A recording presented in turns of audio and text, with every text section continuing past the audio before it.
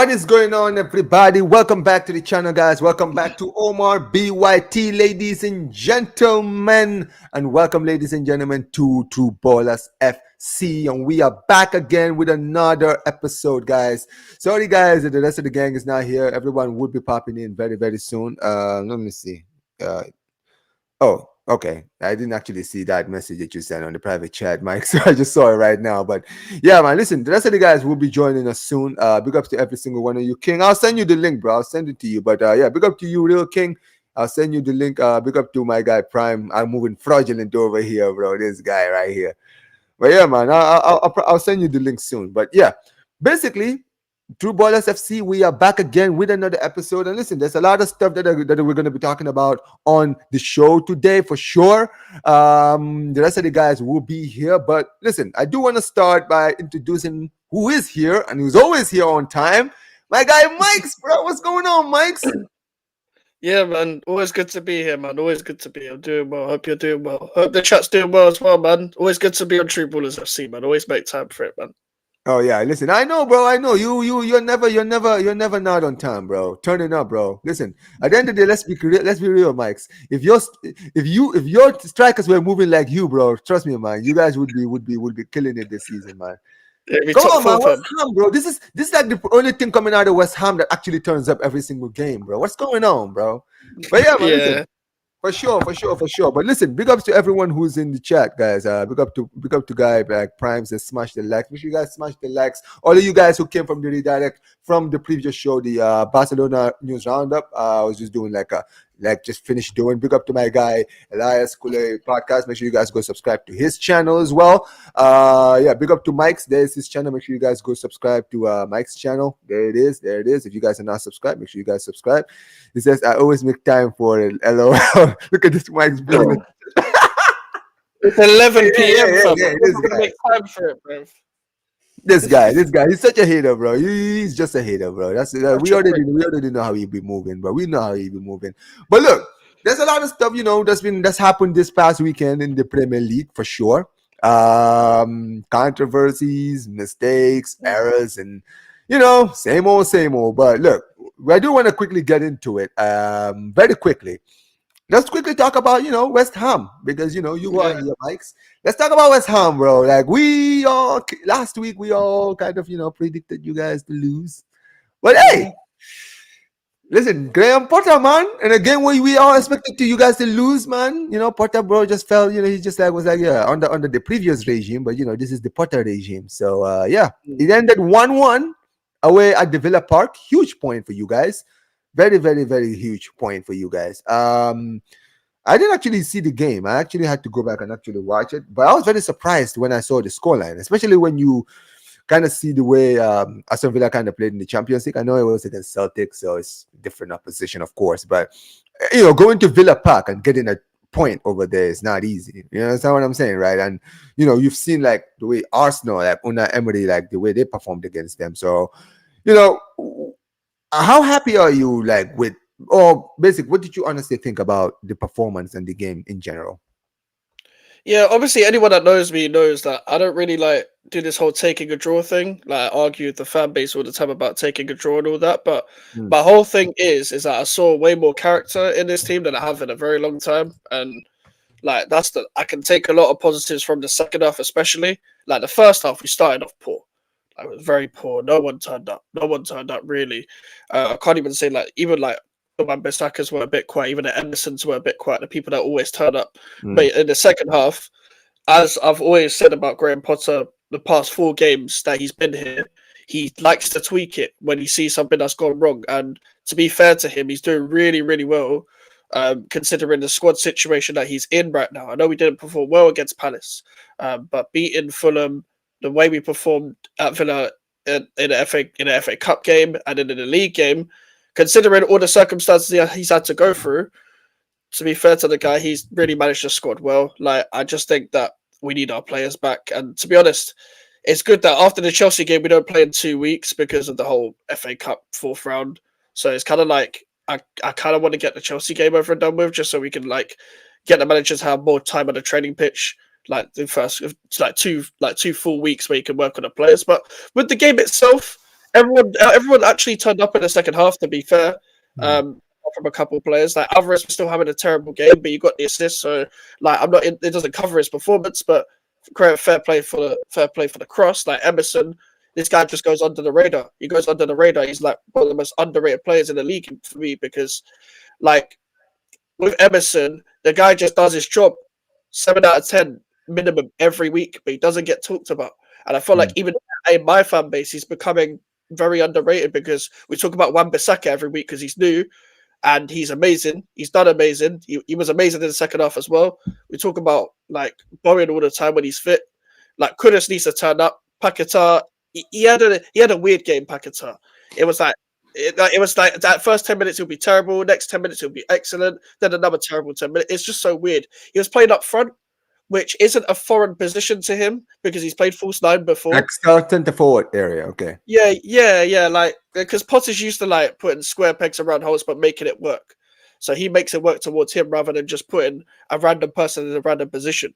Like at Brighton, when Mopai and Welbeck were struggling, he would just put a random attacker there. Like he did that with us as well. Like Kudus has played there a little bit, Pakistan's played there a little bit, but we've got a lot of King, injuries. I've sent you the link, by the way. Sorry to interrupt you, but King, yeah, I've sent you the link, by the way. Go ahead. Yeah, Go ahead. we've Sorry. got a lot of attacking injuries. Like some of us just coming back. Don't think he'll be back for Chelsea, but he'll probably be back for when we play in 2 weeks against Brentford. Bowen's just coming back, so it's kind of a hard situation to like try to range the front three and stuff like that. But to be fair, he's made it work. We kind of just capitalized on their mistakes because Mm. they were just trying to slow the game down as soon as they went 1-0 up. They should have like went for the jugular in the first half because like with players like Sufal, yeah. If you've got players like Morgan Rogers and Jacob Ramsey, you got mobility. We haven't Mm. got mobility in there. Like Kilman played really well. Max Kilman played really well, considering the fact that he had two fullbacks next to him.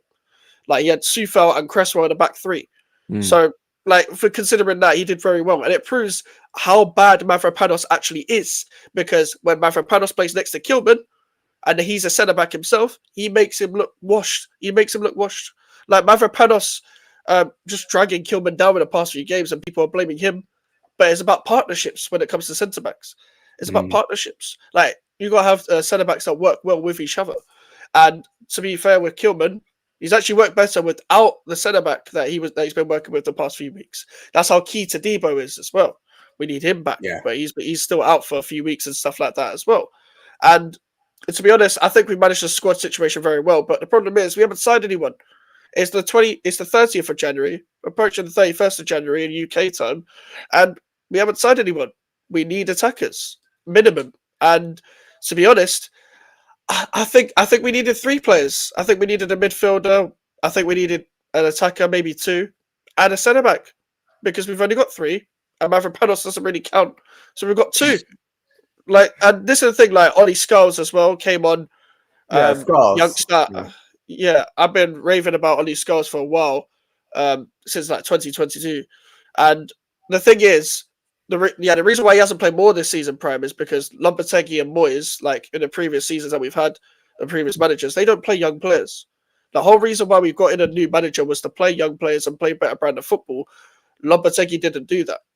Like the whole point was you're meant to play some of the academy players as well because we're actually at a stage where we can bring academy players through because they're good Mm. enough. Like we've actually Mm. developed them really well over the past 3-4 years now. Like they Mm. won an FA Youth Cup like 2 years ago, and Wow, really? yeah, we won an FA Youth Cup 2 years ago. We battered Oh, Arsenal that's 5-1. impressive. Yeah, we battered Very Arsenal impressive. 5-1 in 2023. I was at that game at the Emirates. It was at their ground in the final, funny enough. And Skulls was in that squad.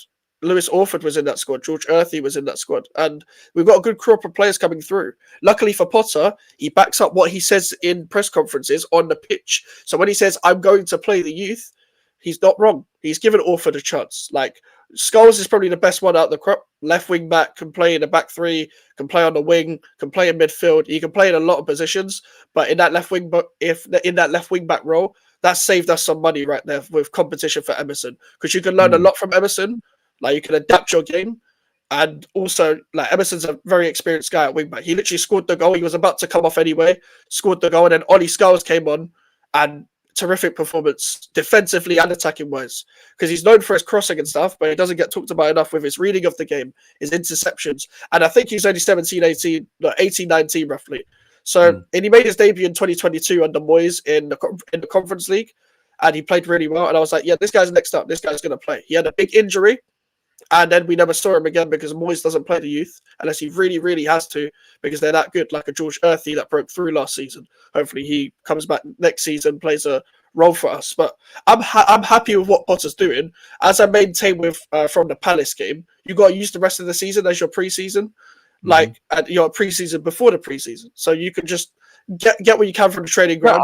I see what you mean. I Yeah, see what you like mean. Just kind of like look at the players that you have and kind of look at the ones who kind of fit what you're trying to do yeah, next season, and basically yeah, just know, okay, these are the players that are not going to fit my system, and then clear out. It's yeah, kind of similar. It's kind of similar to what I guess my comrade and to my right left is to going through right now with this club, right, United, right. They're kind of like in the time where they're trying to just kind of go through the punches and just see the players that maybe might fit Amorim's system, and then those who are not are gonna be sold, basically. like Sold, right? And you're seeing right now there's a lot of movement in the transfer window right now, as far as United is concerned. But we're gonna talk about yeah, United. As far as West Ham is concerned, I see your point, right? I think that you guys do still have a good team, and the fact that you just mentioned it, right? There's a lot of good youngsters coming out of West Ham. You guys won the Youth Cup. I think that's actually a good thing for a club of West Ham's stature to have like youngsters winning trophies like that. It shows the potential that your academy has. So they yeah, should definitely exactly. give the kids an opportunity, give these guys an opportunity for sure. But yeah, you just mentioned it, right? It also depends on who the manager is, because you're right. Moyes and Lopetegui, bro, those guys, you can never rely on those men to ever bring in from the youth. Even like when Lopetegui was Spanish national team manager, bro. Look at the Spain team that was in the 2018 World Cup. I know he didn't manage them, but that was his squad. He called out that squad. Look at Yeah, he brought guys like Iniesta, David Silva, and all these players when they were old and they were finished. Like respectfully, they yeah. were done. But that's I the played thing. Jesus Navas a lot at Sevilla as well. Like, Exactly. Sevilla, but Sevilla, that's how they're known for. Sevilla don't like they do get from the youth, but nah, they're one of the few teams in La Liga who don't really put too much emphasis on the youth. On like, but when they do decide to, they actually have a lot of good players. Look up to my guy Prime is in the chat. He says, Mike's Emerson was put in those types of performance at Chelsea, by the way, and my fan base refused to acknowledge him performing well when he would play.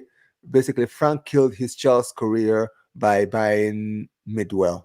it is with Emerson. Like, as I said, Emerson's like very underrated. And like, so answer Prime's second question: was it not David Moyes that gave Rice his debut at West Ham? It was Slaven Bilic. Slaven Yeah, you're Bilic gave him. right. This guy. Yeah, you're right. Declan Rice. Yeah, What year was it? Was it in it was, 2019? he got his debut in 2017. Well, really? He was Yeah, 2017 when Declan Rice got yeah, it? Oh, wow. yeah. So basically, it was at the last. How old was he? Was he like 16 or 17? Something like that? 17, 18, roughly. Yeah. Like, because he was started off at centre back, of course. He played in the last game of the 16-17 season against Burnley. That was his debut. Then Slaven Bilic was meant to integrate him, but then he got scapegoated because he made one mistake against Newcastle and then took him off at half time. Then we never saw him for a while. Then Bilic got sacked. Moyes played him a little bit on his first spell because he was only manager for 6 months, but then didn't really play him for the back end of his spell. Kind of benched him as well. Don't get me wrong, Declan Rice wasn't ready, but at the same time, it was kind of like, okay, Declan Rice makes one mistake, then you throw him under the bus sort of thing. That's kind of what they both did. But then Pellegrini didn't play for his first 3 games. We lost all those 3 games. Declan Rice actually asked to go out on loan. Funny enough, he asked to go on loan because he didn't think he was going to get any playing time. Pellegrini was like, no. What do you mean going on loan? You're playing. And then he played for the rest of the season. And then Moyes came back and was like, oh, you're very different to when I saw you the first time. But we don't bring you through many youth. Like before this season, the last player we brought through was Ben Johnson. And that Where is was he? and Where is he? he's on the bench at Ipswich, bro. On the bench at Ipswich. Don't let anyone forget that. I mean, there was this player. I remember a few years ago. There was this player who I think he's at West Brom now. Is it Diagane? He was another one who seemed like he was gonna come up from the West Ham Academy, but he was sold off. Right? It's crazy. You know what's funny is that people don't get he was like, despite the fact he's at West Brom now, And funny enough, I saw a thing from Fabrizio Romano about he might leave West Brom to go somewhere else abroad or something. But like, he was still good enough for the Prem then. It was for that system, he was good Mike enough. Noble wasn't happy, bro. No. And that's the thing. If we had hit Diangana, we wouldn't have sold Sebastian Haller because that was a partnership that was building in pre-season. But they sold him to then buy Ben Rama. And then, listen, like, it worked out in the end because we won the cup. Yeah, like, we won the cup in the end. Now Ben Rama's in Saudi. Now Diangana's leaving West Brom. So, crazy. like, I mean, look, you're right. At the end of the day, we will never know how good they were. And big up to my guy Prime. He says, West Ham battered Arsenal in the FA Youth Cup. Now, this is the crazy thing about them beating them in the Youth Cup, right? Because you think about like some of the players that are coming out of Arsenal's academy, like this Luis Kelly's, the Wanieris, and all that. Like, how many of those guys were in that team? Wanieri there has to be some players that play for Arsenal that were in that team that you guys beat that day. Wanieri was playing. Yeah, Wanieri was playing in the full side in that final. I'm pretty sure. Yeah, there you go. Yeah. So basically, Wanieri is one of those players that people highly rate. So the fact that you guys battered them in the Emirates, by the way, like, yeah, you're right. I feel like if you have this amount of good players coming out of your academy right now, yes, you need a manager of Porter's ilk. You understand what I'm saying? Who are going to bring the best out of the players that you guys have? But yeah, for sure. Big up to Sam. Big up to Sam, bro. Always trolling. He said, big up to Alfied. He says, shout out to everyone on the panel tonight. Sorry I can't be here. I'll be here next time. Yeah, man. Listen, we had a full panel last week. Like, bro, we had like a crazy, like the panel was stacked last week.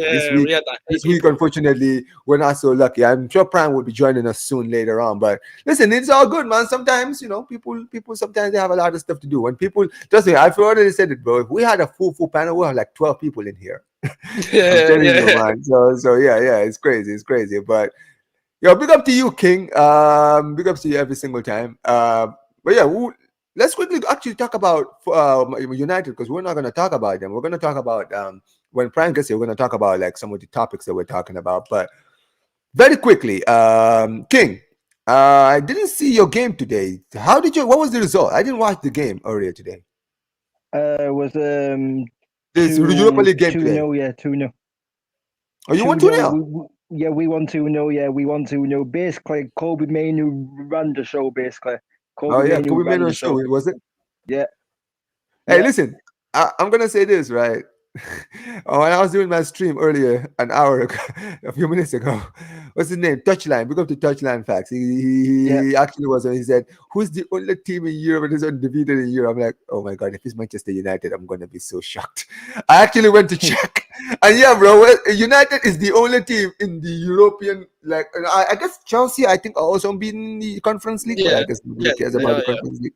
But yeah, man, listen, you guys somehow went the whole group stages without losing a game. Wow. Yeah, wow. How did you guys do that, bro? Hella draws, bro. That's what it is. Hella draws. Bro, but hey, listen, if Arsenal fans talk about the invincible season and all that, bro, they had 12 draws that season as well, man. Hey, saying. Yeah. They had 12 draws that season, so it says 2-0 United, 3-0 Spurs. Hey, so Spurs. Listen, we're gonna talk about Ange. We're gonna get into that absolute fraud, bro. I swear to God, that guy.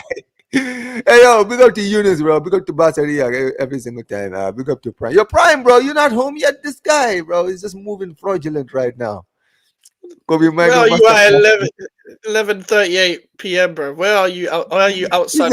Yo, you better not be clubbing, bro. I'm just saying, bro. This guy, why are we gonna come down here with the shades on? Like, he's gonna be sleeping. Yeah, it says Kobe Mino masterclass at the 10. Oh yeah, he was playing in the 10 today, King. Yep. And he did his thing. Wow. Yeah. Obviously, in the lineup, he started as an eight in the lineup. But when the actual game started, he was playing as a 10. When the game actually started, he was actually playing as a 10. So yeah.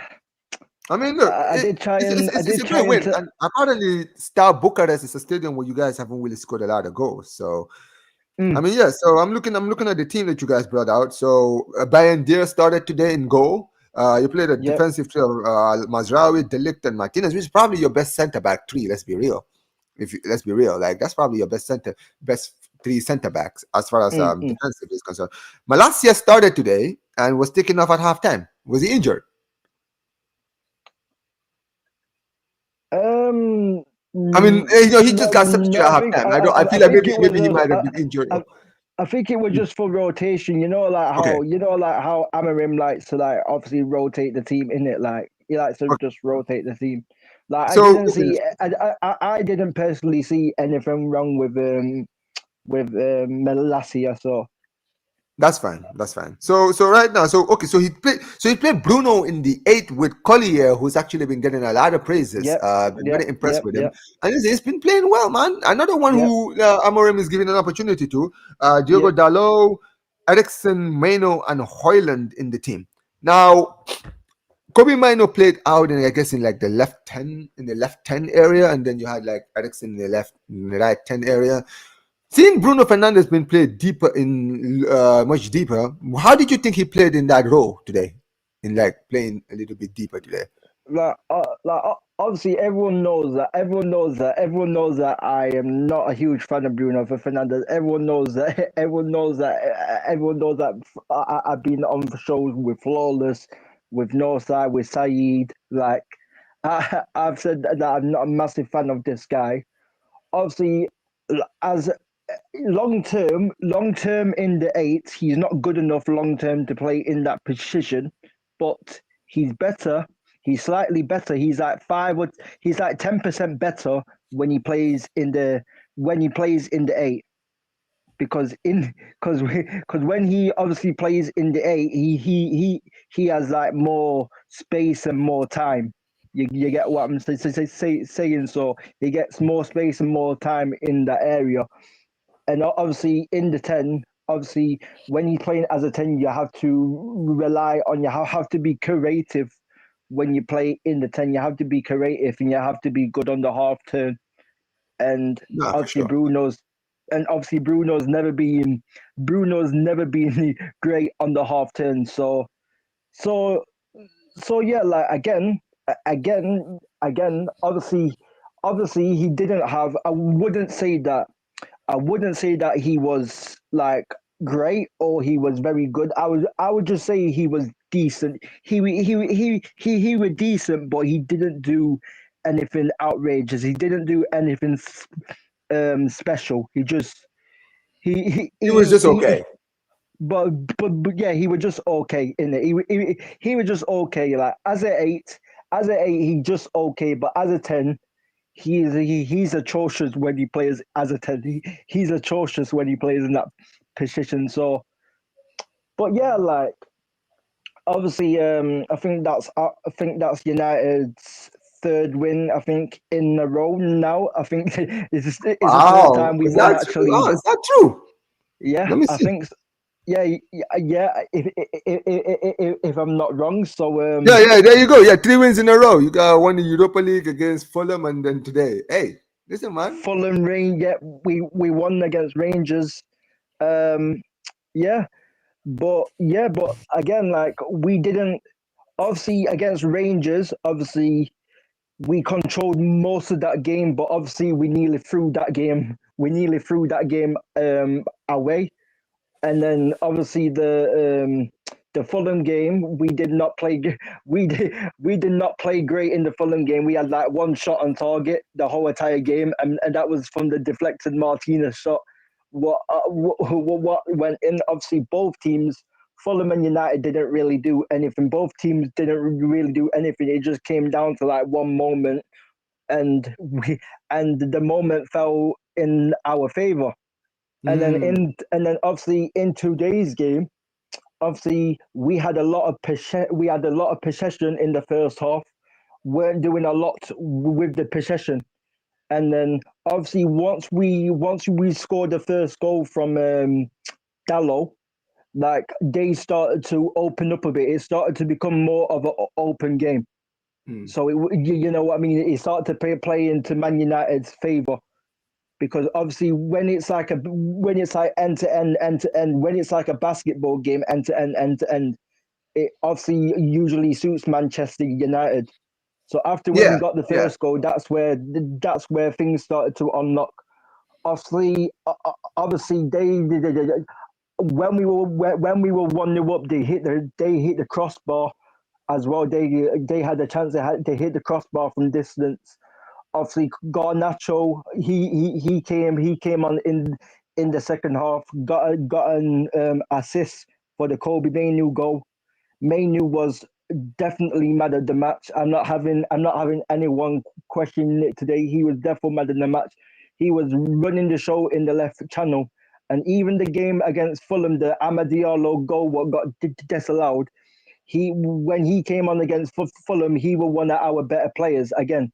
When he came on in the left hand against Fulham, and today, like I said, in the lineup, obviously in the lineup, he said he was starting as an 8, but when the game actually started, he was playing in the 10. And I've been saying so many times, and so many times on I've been saying it on this channel, on Flawless on the North Side, Society, etc. I've been saying so many times, Kobe Mainoo is a 10. He is a 10. He's never been an 8 because he doesn't know how to play in that position. He doesn't have the defensive awareness. He doesn't have the defensive awareness or the passing range or the variety of passing range, should I say, to play in that 8 position. When he playing in the 10 in the left channel, he can do quick given goals 1-2, dribble past 2 or 3 man. He can do that in the 10. You get what I'm trying to say? He can do that he can do that in that position. I said when everyone will remember one of his goals against Wolves away last season. Wolves away last season when he scored that goal. Like I said from that day he's a 10. I said from that day he's a 10, and obviously when he was in the United Academy, I think he was a striker. But all of a sudden, when he's come through the United, obviously he's starting 11. Obviously, the managers in the past, obviously like Ten Hag and obviously Amarim, have looked at his stature and gone. For some reason they thought that this guy was an 8. But I'm happy that majority of my fan base are finally starting to realize this guy's a 10. Because all I heard from my fan base was saying, "Oh, he's an 8, he's an 8, he's an 8." No, he's not. He's a 10. So now my fan base is waking up. And like I said, in the 3 games that we won, we didn't big up Donsey, big up my guy every time. Donsey, big up my brother every time.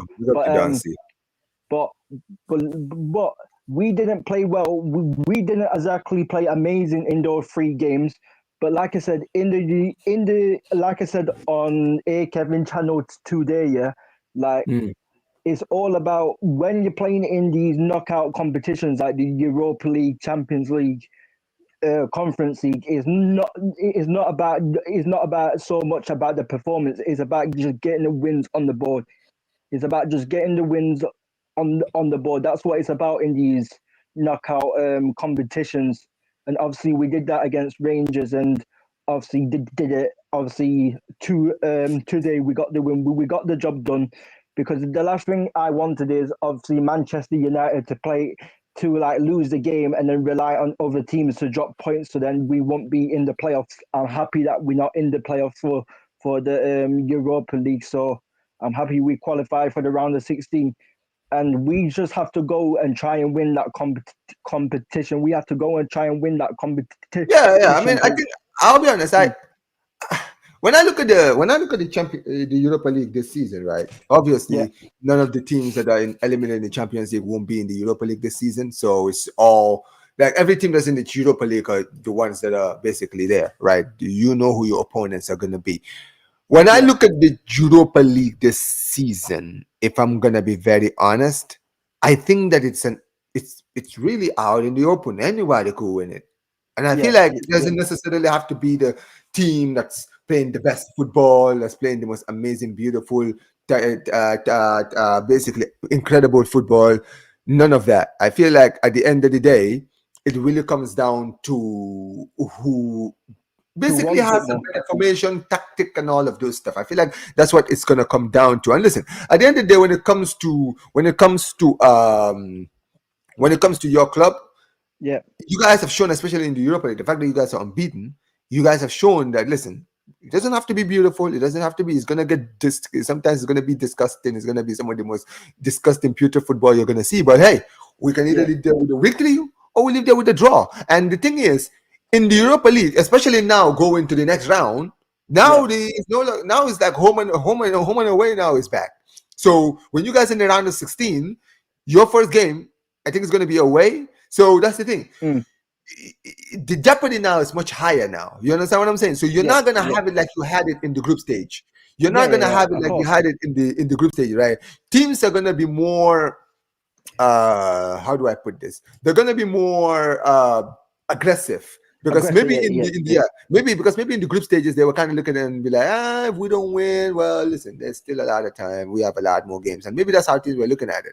But in the Europa League, but now in the next round, it's going to be tough. Like you see, yeah. my club, we lost our first game in the Champions League against Monaco. We didn't lose since. We won every single game until Wednesday, when we Yeah. drew against Atalanta. That was the first time we dropped points. If we had beaten Atalanta, we would have actually gone to top of the table over Liverpool, right? But at the end of the Mm-hmm. day, we ended up messing it up. But at the end of the day, I'm still not like 100%. I'm not still sitting here and say, "Oh yeah, we were so good in the group stages. Yeah, we're definitely going to be one of the favorites. We're going to be one of the best teams. We're going to definitely win the Champions League, Yeah, or yeah, we're yeah. going to should be looking out for us." I am not. I'm still not convinced because I've been watching the games and I know that right now in the Champions League, it's teams are not giving 100%. Like the fact that you're seeing City, bro. City nearly got knocked out, bro. Knocked They out. nearly Yeah, got knocked. They Yeah, were 1-0 down at bro. halftime. They were there for the taking, bro. A club Bro, I'm bruised. not gonna lie, bro. The internet went crazy, bro. People were literally singing stories about these Bro, guys getting eliminated. And I think I that's watched woke them that up. game, bro. I And watched that now, same. game, bro. And and the like, funny thing is, mm, now because of that, City now are in a position now they are gonna have to play a big team. They have no You're gonna choice. play with Madrid or They're gonna Bayern, have to innit? play Madrid or Bayern Munich in the next round. And that's all them. Yeah, They have yeah, no one to blame but themselves. yeah, They yeah, they, they have no one to blame but themselves. I mean, listen, the plan is they play Real Madrid. Come on. City against yeah. Madrid, I need to see. That's what I need to see. But forget about Bayern. Bayern is shit. I They hear it. can't be Bayern, bro. But still, I need them to play against Madrid because I need one Yeah. of those teams. I need Madrid to be out. I don't care. I'll be supporting. I'll be the most shameless City fan ever, bro. I need I them, hear. of I course, hear man. it. But yeah, but listen, at the end of the day, for as far as you guys are concerned, yeah, you guys don't have to worry about the Europa League round of 32. You guys go straight to the next round. Yeah.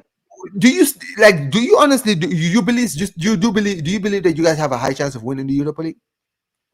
Bro, like I know my team in it, and the thing is, I'm not saying this because I think Man United are a great team, or because I'm not saying this. Oh, we have a world class team, or we have a great team.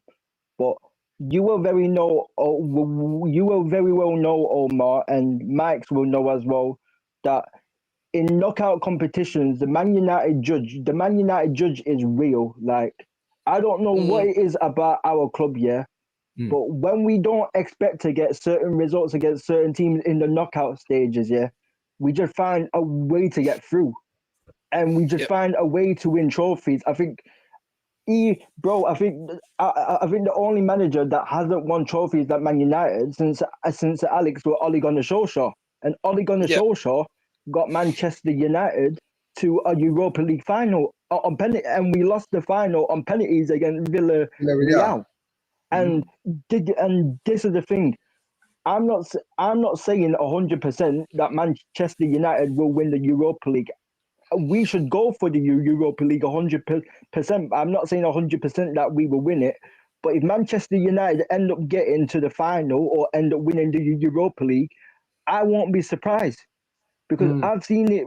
I've seen it with my team for years and years and years. I've seen my team get to FA Cup finals. I've seen my team get to League Cup finals. I've seen my team, get into Europa League finals. So it's not yeah. so so it's not a big surprise to me because we just find a way to win. And like I said, in knockout competitions, we've seen it so many times that in knockout competitions, not the best. We all know in the Europa League, in the Champions League, not the best teams always win that competition. Like, Yep. like for example, we saw Chelsea win the Champions League under Thomas Tuchel. Who Frank Lampard said, Frank Lampard said, this Chelsea squad is very young. We're not going to do anything with a young squad. This and that. Did this and that. Thomas Tuchel come into the Chelsea team for 6 months, and look what happened. Chelsea won the Champions League when no one expected it. Everyone said Man City were going to win it. Everyone said Madrid were going to win it. Bayern Munich, you name all the other teams. So like we've seen it so many times in Europe. You don't have to be great to win in Europe. Europe is all about moments, and it's all Especially about Europa League. Europa League, I'm not gonna lie. How many teams have we actually sit here and said, yeah, this is the team is gonna win the Europa League, and they actually go and win it?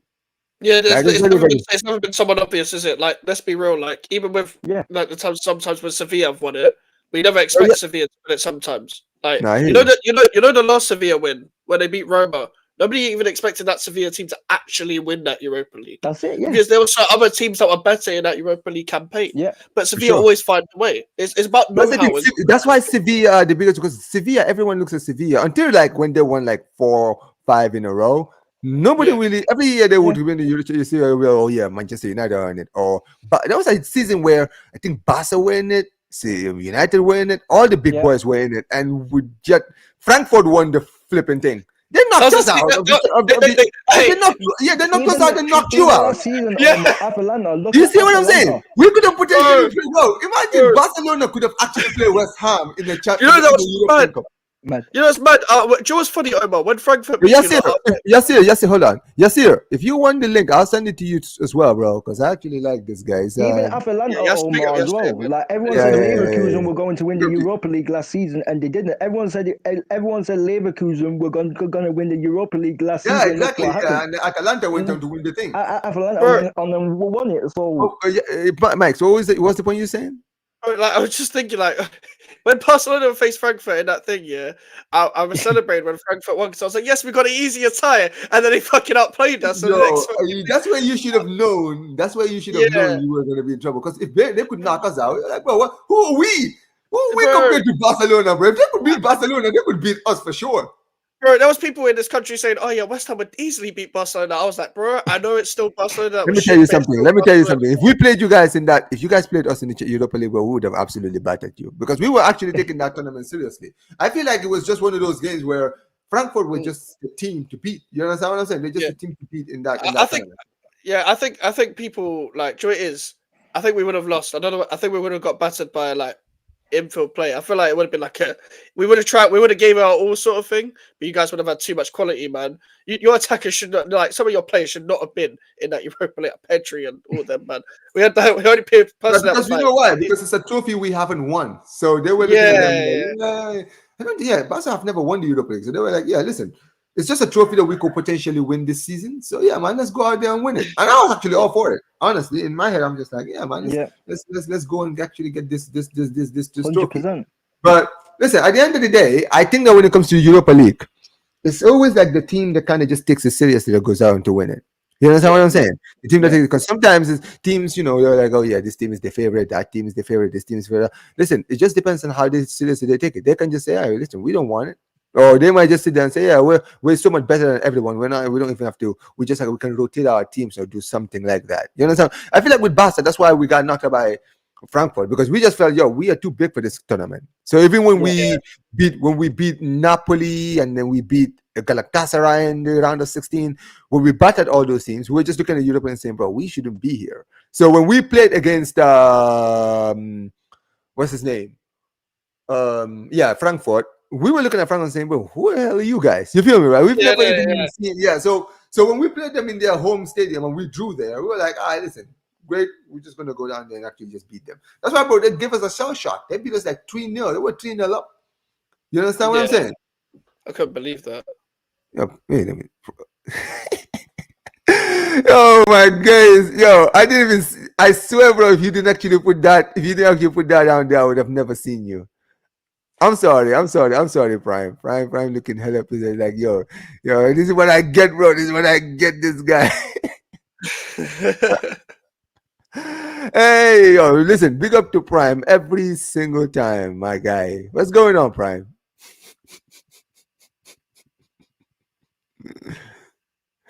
Turn your mic on, buddy.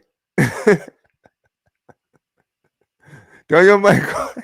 I'm still muted. Okay, can you hear me now? Yeah, we yeah, can yeah, yeah, Yeah. Yeah. I'm Okay, good. yeah. I wasn't out in a club or anything like Mm. what Mikez was trying to say. Uh-huh. Omar said that first, by the way, but all right. So it's only midnight anyway. Clubs don't end now. So Yeah. All right. Well, listen. My guy is here regardless, but listen, big ups to every single one of you guys here. Look at these guys here. Yeah, he says Omar treating Prime on the way our directors treat us. Come on, man. Yes, sir. Come on now. Don't do that, bro. Don't do that. Listen, this guy. What are you talking about, man? This guy's an MVP over here, man. If you hear me calling him out, that's because he's important, bro. He's part of the VIP people, man. Come on, man. But yeah, listen. I do want to quickly get into the topics now. Now that we got like most of the panel here, I feel like we got the best panel in here. Let's quickly talk about one of the big things that kind of happened during the weekend in the Premier League, right? The first, I know there was a big game. Obviously, we're going to talk about that later, Prime. But I will quickly want to talk about the Wolves Arsenal game, right? Because yes, Arsenal did get the win, thanks to Calafiori. But let's be real, right? Let's be honest. The game was not really the thing that people were talking about in that game. It was mainly the red cards that were given in that game. Now, I want you guys, I know it's gonna be hard for some of you, but I want to ask you guys a question. What do you guys think of the Lewis Kelly red card? Listen, Oh no, he's frozen. The Prime. Lewis Kelly red card, obviously. Yeah, I think Mike, I think your thing is frozen. You can go ahead, King. I didn't think. Obviously, everyone knows I can't stand Arsenal in it. Everyone knows I can't stand Arsenal, but like, I will agree that the Lewis Kelly red card was not a red card. It was not. It was not. It wasn't a red card. But like the thing is that we all know that referees are inconsistent. We all know the referees in the Premier, especially in the Premier League. We all know that they are crap. We all know that they are inconsistent in it. So, for example, when my team loses a game or draws a game, I never blame it on the referees. I look at it. I look at my team and go, "Did you do enough in 90 minutes to win to win the game?" I look at it. I look at it like that because I already know that referees, they're not going to change. Referees have always been inconsistent, and it's the same thing with VAR.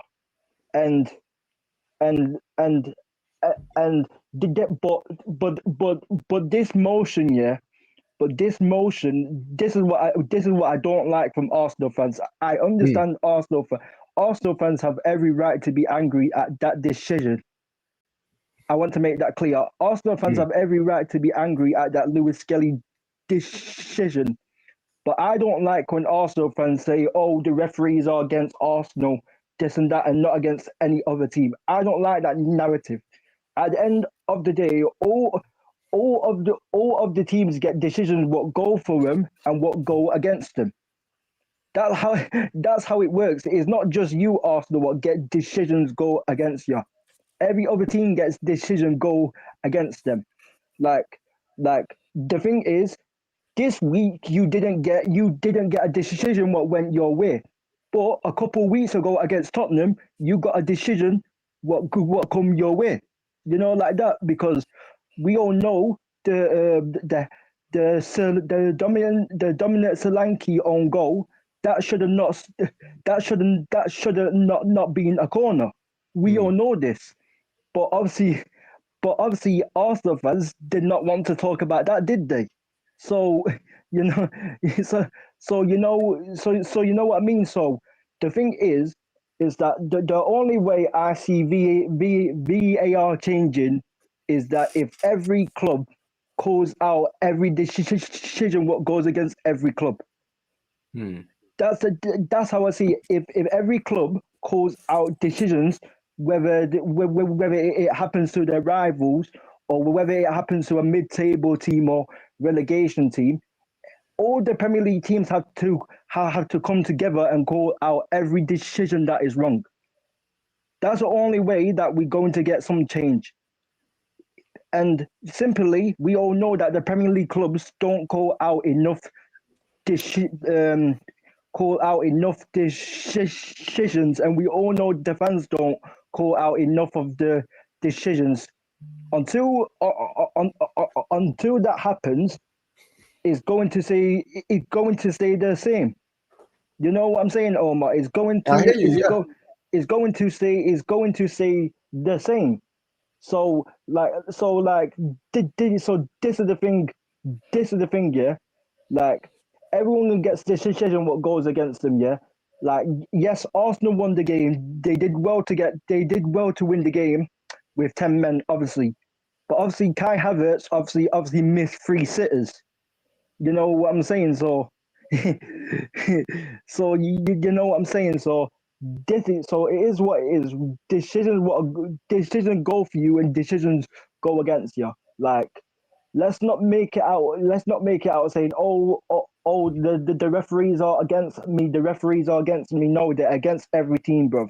You know what I'm saying? So let's not do this Arsenal fans. Let's stop saying that.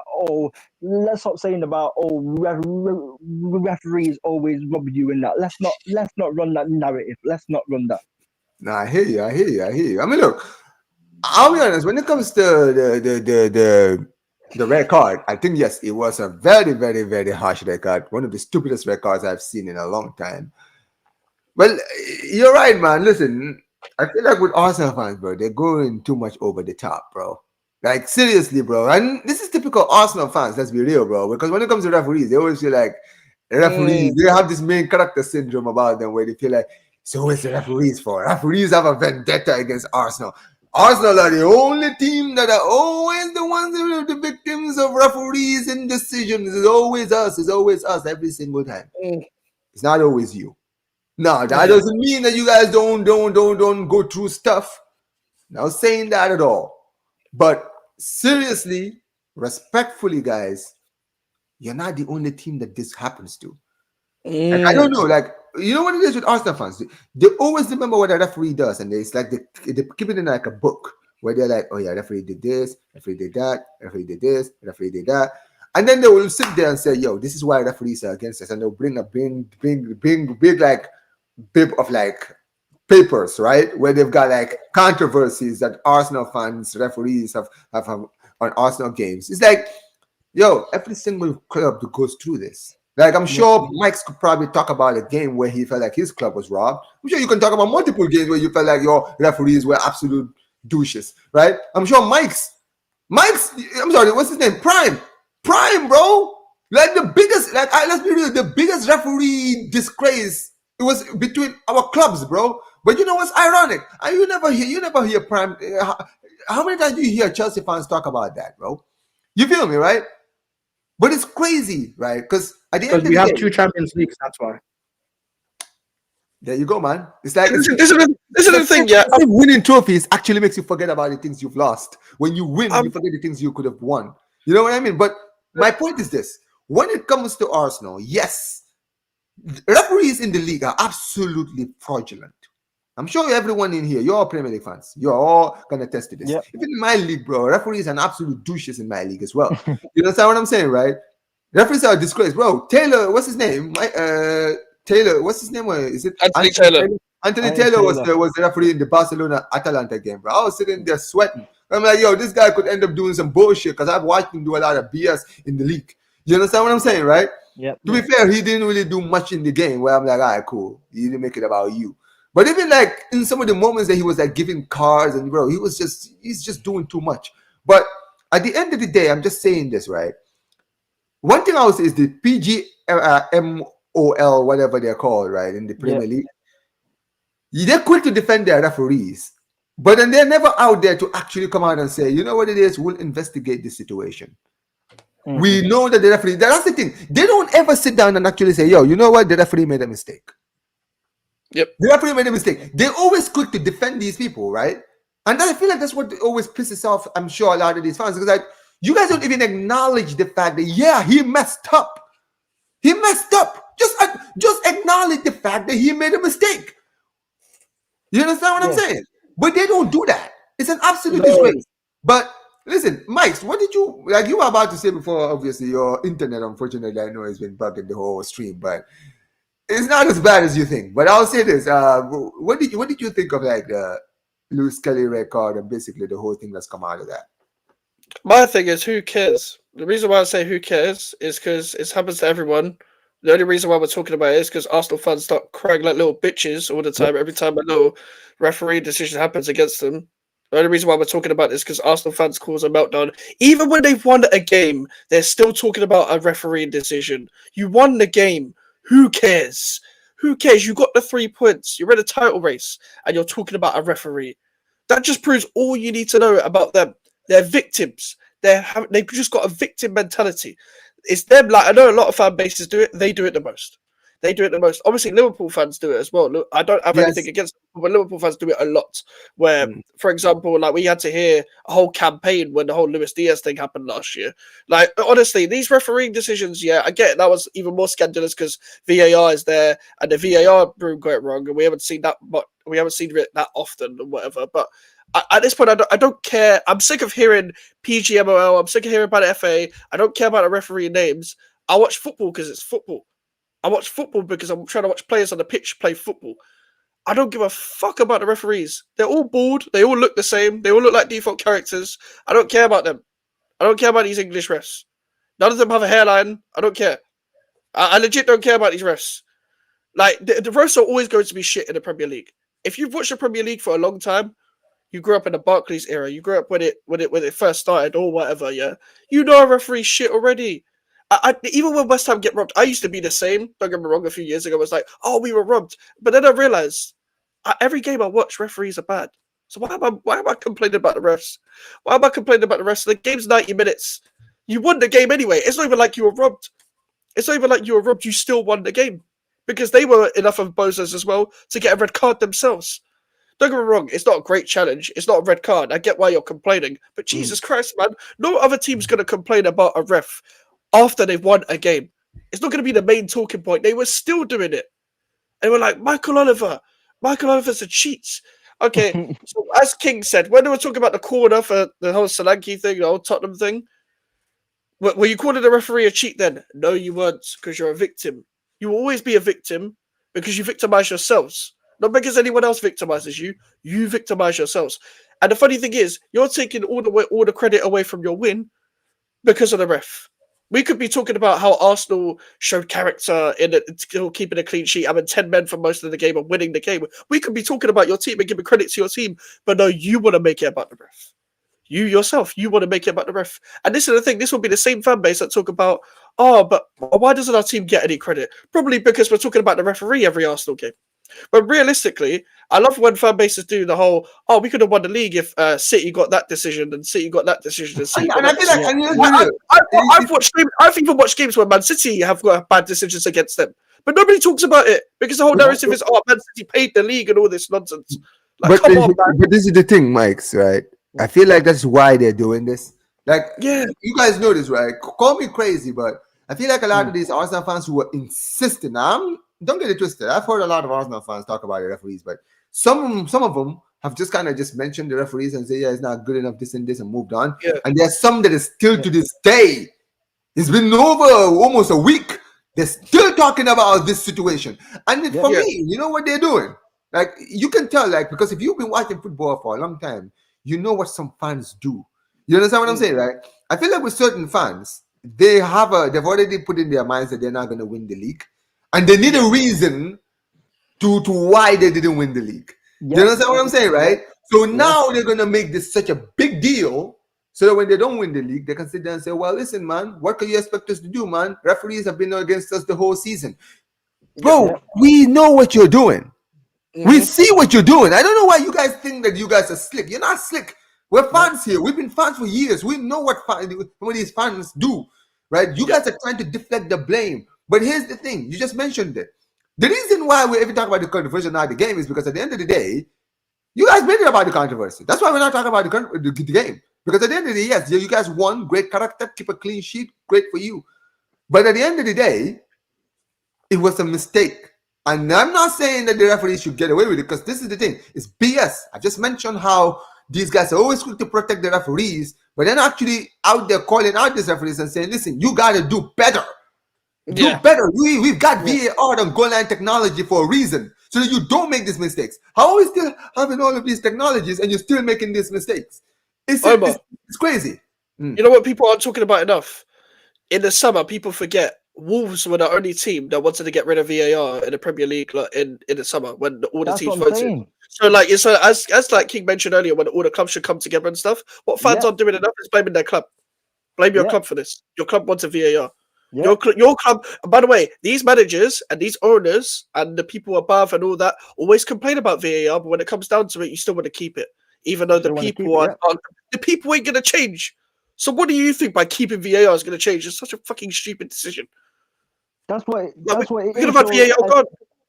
That's what it is as well. And what certain fans have to understand is that we live in, they have, as referees as well, they have every season the law always changes as well. Like the referees always follow the laws, like the handball, like the handball law, bro. Like the referees follow the laws, bro. Like if you've got a problem, you should have a problem with the law, because all the referees are doing is following the law of the handball law, of the offside law, of this law, of that law. You get what man trying to say, bro? So we could all say that like 10, 15, 20 years ago, if that Lewis Skelly challenge is a yellow card, but it is a yellow card. But in this day and age of football, because it's the law, it is a red card by the law. Yeah, you get what I'm trying to say. So people can complain about referees, but the referees are just following the law, bro. What obviously the Premier League and the others have said. So you know what's bad? You know what's bad? You know what's bad? The Liverpool Ipswich game, and Ciso kicked Endo in the chest. Didn't get a red card for it. Liverpool won 5-0. Even Liverpool fans who complain, one of the biggest complainers ever. Yeah, I didn't hear anything about it. They won the game. They're not victimizing themselves as much, even though they usually do. They don't do it as much as Arsenal. Always the victim. It's never your fault. Where did that chant come from? But yeah, Prime, you've been very quiet, bro. What? Yeah, quickly. Go ahead, Prime.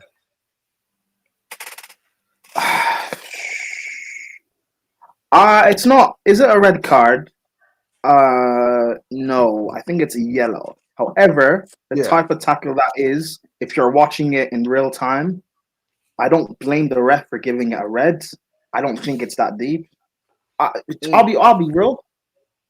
I mean, I think the Skelly one is more of a red card than the Gomez one, and they both got sent off. I don't think they both should have been sent off, by the way. I think Gomez one was accidental. He shouldn't have got a red card for the tackle. But I think the ref did it to make the balance fair, because he realized he messed up sending off Miles Lewis-Skelly. I don't think it's that deep, but this is what Arsenal fans do. You guys are complaining as if you lost the game. You still won, and then you're giving referees abuse. Like you're sending death threats and stuff like that. It's stupid. Like, I don't know. It's crazy. Like this is why you guys don't win stuff. You don't have mentality. Like people complain, and this is why I said. I think it was either here or maybe it was on Mud Brothers episode. This is why I don't have a go at Arteta or necessarily even the board, Your fan base, your mentality is weak. This is why for sure. they I mean, you're right. That is, don't get it twisted. The fan base, and this is something even King knows. When I'm on Northside's channel, I say the same thing.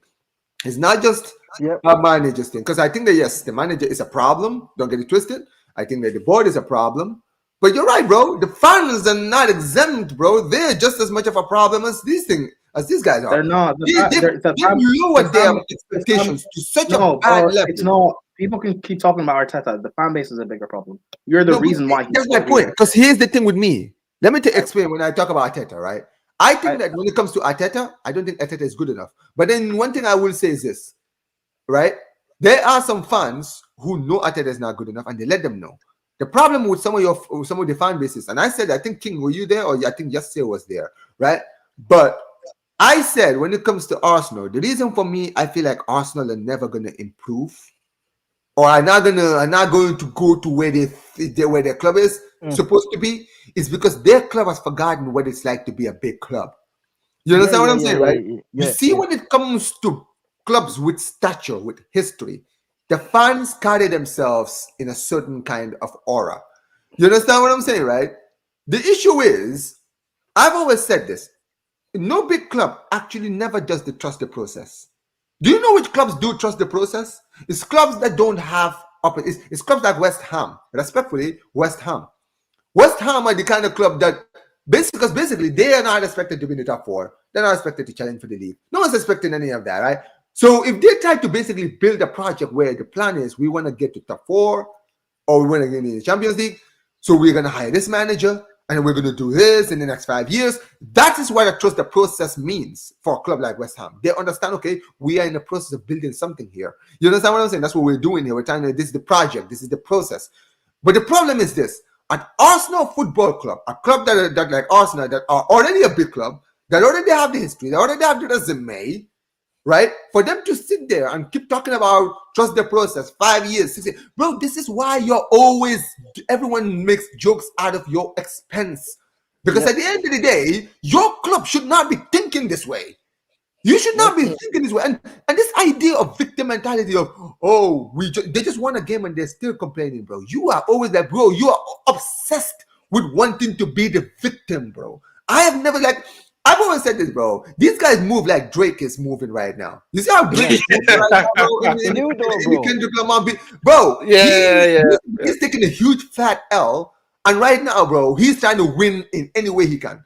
Yeah, he's filing lawsuits and everything. Arsenal filing lawsuits right now, fam. But this is my point, bro. Yeah, exactly, bro. Arsenal fans right now are filing lawsuits right now, bro. Drake's trying to do the lover boy thing, and the next minute he's trying to be a gangster, bro. Like that is the thing, exactly. And this is why I use the Drake analogy, because this is what Arsenal fans would do, right? Arsenal would say, "Yeah, we're a big club. We're this. We're moving like we're."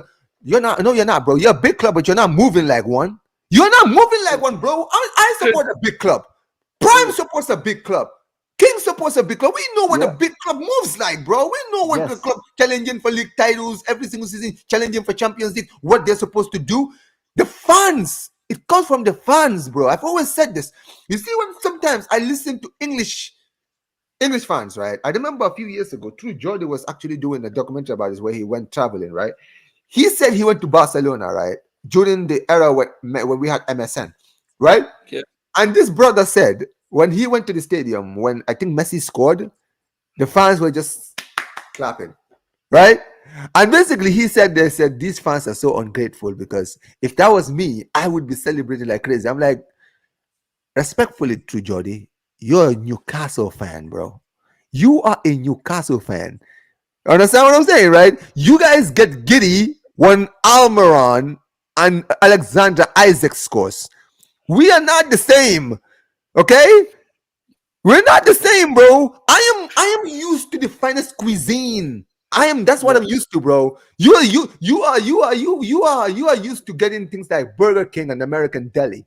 Food Do you understand poisoning. what I'm saying, right? That's what you're used to, bro. If somebody comes in and takes you to the 5-star hotel for the first time, bro, you get giddy about that, bro. That's an honor for you to be in the 5-star hotel. Yeah. I live in the 5-star hotel, bro. That's why I've always been. That's why for me, bro, you are getting giddy. I'm not getting giddy because I live here. You understand what I'm saying? And that's what I'm trying to explain. For someone like Prime, when Prime sits there and says, listen, if this guy's not good enough, he needs to be sacked. Or if he starts criticizing a player, and then you have people sitting there saying, oh, you're so lucky you have this player. Why are you complaining? Why are you criticizing the player? Bro, we are not the same. Your club needs him. My club doesn't. You need him, or we can replace him. We have the money to replace him. That's why I'm moving the way I am. At the end of the day, the way a rich man thinks and the way a poor man thinks is not the same. It's not the The same. rich man knows that whatever they have, money-wise, they can replace. The person who's poor is always going to want to economize the things he has because he doesn't have enough money to buy new things. You understand what I'm saying? And the problem is this: a lot of these Arsenal fans act like the rich man acting like the poor man and economizing, bro. What are you economizing for, bro? Like, seriously. It's literally like the equivalent of Drake doing the fucking songs about threatening to shoot people after he just lost to Kendrick. Like, it's the equivalent of that. You know It's what? perfect analogy. Yo, you know Especially what? with Thomas Partey, they got so Man much. went That from whole Drake Hotline thing, right? Bling, I man don't want to went do from this a Hotline rap Bling thing, and but to that Drake thing is so beautiful write because. diss tracks, bruv. But that's the thing, right? Because Drake, for years, has always been trying to make himself as this hard man of you. But listen, you see Kendrick Lamar. Let me tell you something. Kendrick Lamar's diss track. The reason why it's more iconic than ever is because, dude, that wasn't just a diss track. It was an explosion, bro. This brother exposed Drake so badly, man. Drake being the idiot that he is, doesn't even realize he's proven everything Kendrick ever said about him. Where he was saying, "Yo, this guy is a pussy. This guy is nothing. This guy is a fraud. He's just impersonating all this stuff, and eventually he will show his true colors when he doesn't win." And he's proven it. Omar, think about it, yeah. Everything like, and this is circling back to Arsenal, yeah. Yes. Think about how every time you now see Drake in headlines, like, no pun intended, the way he makes mistakes now. Like, I know, like, we always refer it back to a Kendrick lyric from one of the diss tracks because of how much it's aged well, yeah. We don't do this with Arsenal fans. But at the end of the season, when they haven't won the league, they haven't won anything, and they make excuses, we always refer back to our take from the start of the season when we predicted it and they couldn't see it. Arsenal were Drake. Like, Arsenal got a lot of common with Drake, especially Thomas Partey. Yeah. It's absolutely it's crazy. Arsenal fans never wake up, bro. And this is what I said, yeah. Like this. We were having the debate last week about if Tottenham win the Carabao Cup, will that make Arsenal fans wake up? And I said no, bro. I said the only way that Arsenal fans are gonna wake up. If Tottenham was to win one of the majors. What I mean by majors is winning the Champions League or winning the Premier League. That's the only way that Arsenal fans will, in my opinion, will start waking up. I don't think they will wake up after Tottenham winning the Carabao Cup because they saw Tottenham win the Carabao. Tottenham last trophy that they won was a Carabao Cup in 2009 it was. And no one cared about Tottenham winning the Carabao Cup, bro. You know what I'm trying to say, bro? No, spin it. Like, bro, I saw Arsenal fans saying, we are too big for the Carabao Cup. We don't need the Carabao Cup. The Carabao Cup is too big for us. You know what I mean? Like, this is them, bro. They act like they are Real Madrid, bro. And this is why I can't stand even Madrid them, don't move these like men this, think bro. they are Real Madrid, bro, and they're not. You want to move like Real Madrid, but you don't even know how Real Madrid move, bro. That's the crazy thing. Because Real Madrid, when it comes to cup games, bro, don't get it twisted. Yeah, they don't take the Copa del Rey that seriously, but bro, when they have a chance to win it, they actually go out to actually win the thing. It's not about bro, we're not even gonna try. They go to the Copa del Rey. They don't really start well, but once they reach like the quarterfinals or semifinals and they realize they could win it, that's when they are like, all right, cool. Now we're actually going to go out and actually win the thing. You understand what I'm saying, right? Because now we have a chance of winning it, right? Arsenal don't do that. Arsenal will get to the semifinals and say, you feel me, right? Because it's like, we're 2 games away from winning the trophy. Don't matter. Yeah, look at them against Newcastle. Look at them against Newcastle. We're going to see them go to St. James's Park in a few days. Yeah, we'll see how they recover from a 2-0 lead. It's going to be beautiful. And that's the thing. At the end of the day, listen, we're going to move on because we're not going to make this. Can I finish saying what I was saying? Because you interrupted me and I went down this tangent about Drake. No, go ahead. Arsenal and the red card.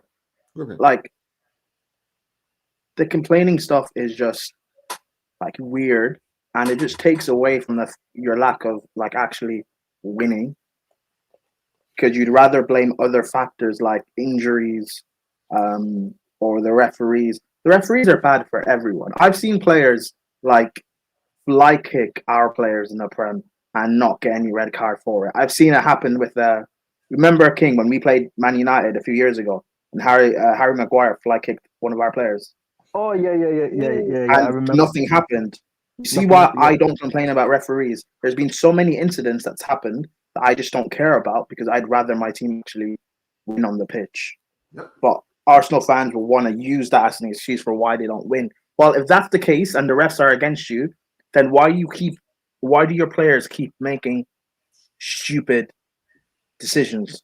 Like that tackle, for example, from Miles Lewis-Kelly. If he doesn't make that tackle, then there's no situation where he gets sent off.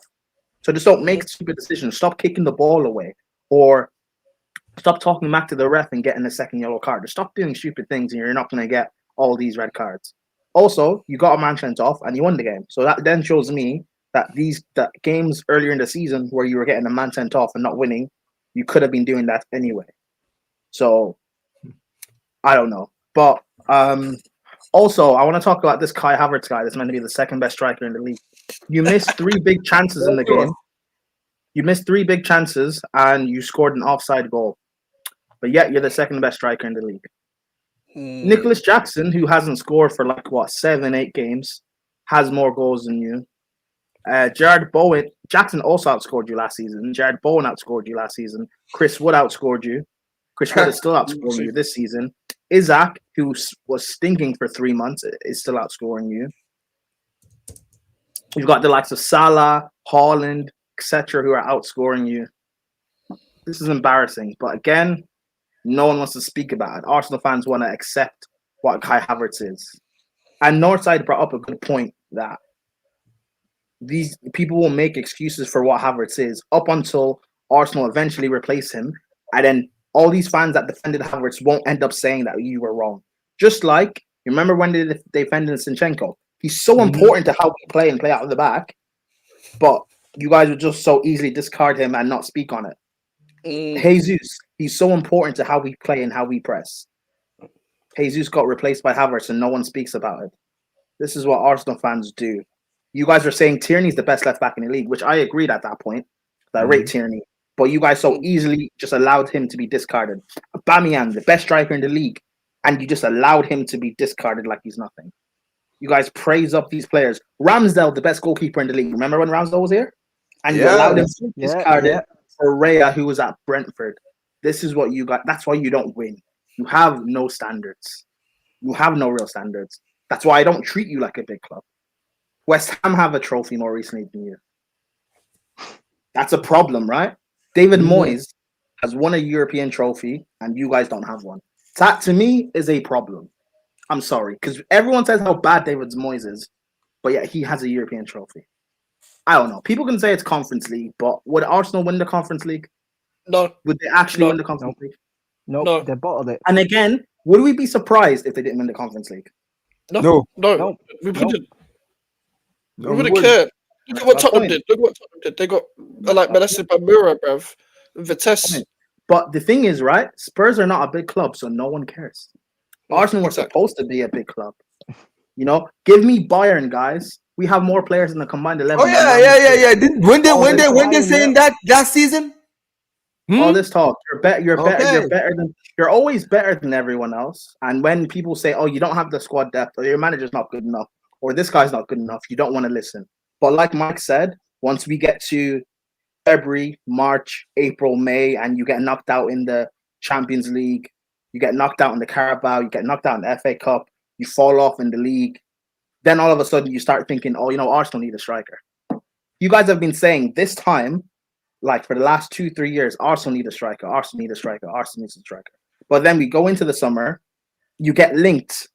Arsenal going to spend big on Gyökeres or Sesko or this guy and that guy. And then you don't buy anyone, and then you buy another centre back or a defensive midfielder, and then you guys will get gassed that Havertz or Jesus is good enough again. Oh, you don't need competition for Saka. You don't need a new left winger until something big happens, like an injury. And then all of a sudden, now it's a problem. Now it's a problem. Yeah. But yeah, you guys still don't rate Slot, by the way, on what he's doing at Liverpool. Arsenal fans will still tell me that, oh, Liverpool will fall off. They'll lose games. They'll get injuries, which I kind of agree.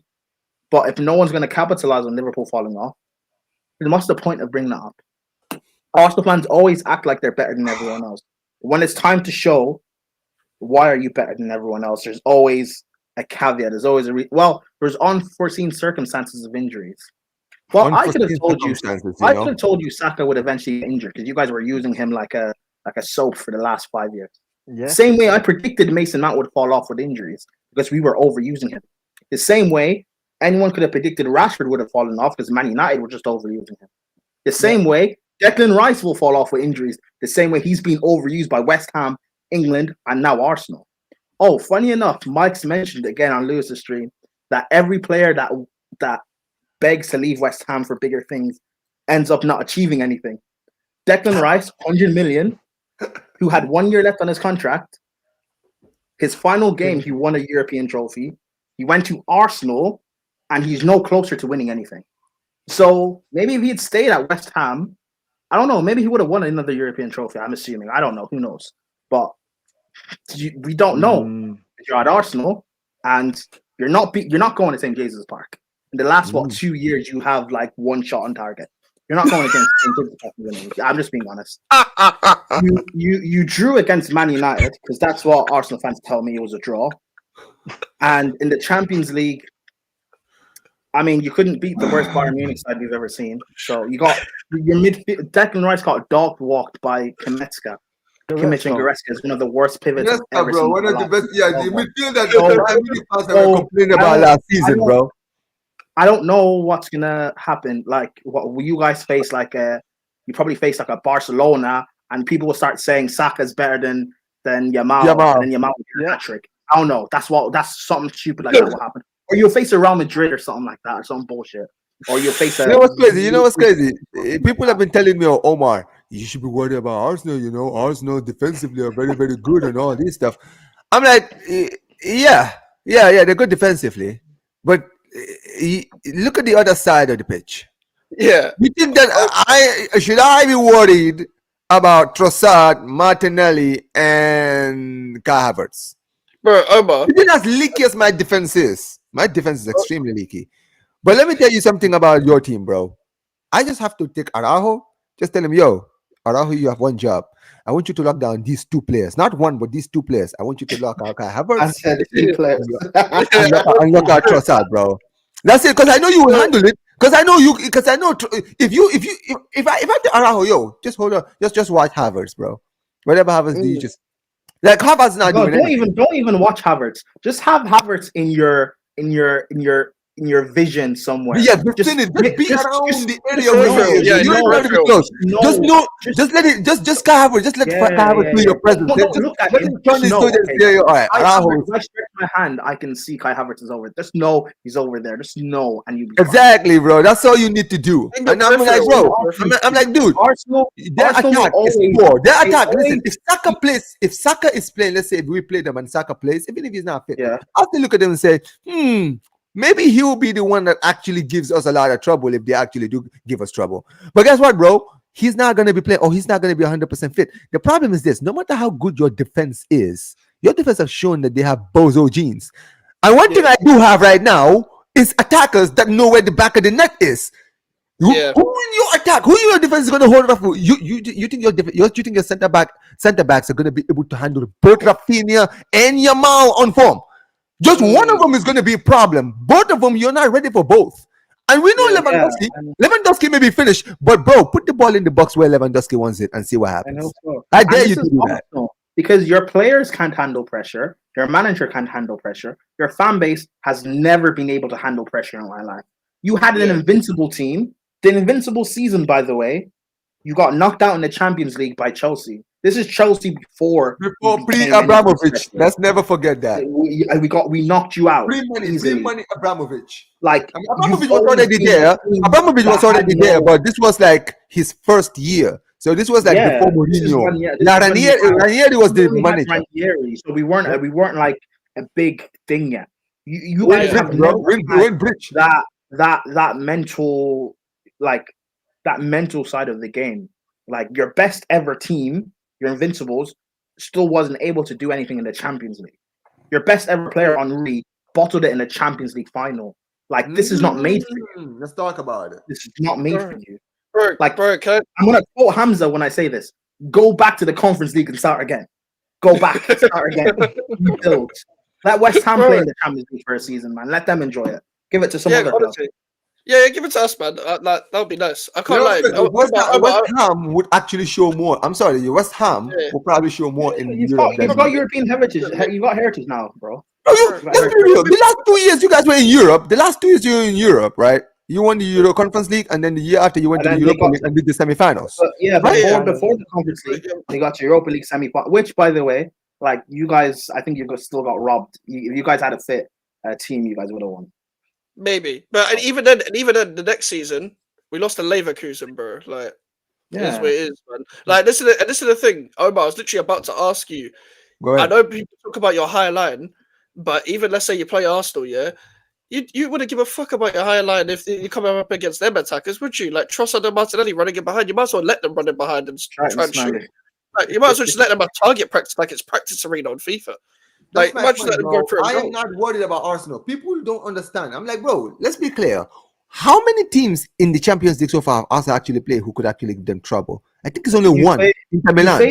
Inter Milan is the only team. Let's be real. No, Prime. The only team that they played in the Champions League that could potentially win the Champions League this season is. But you know what's funny?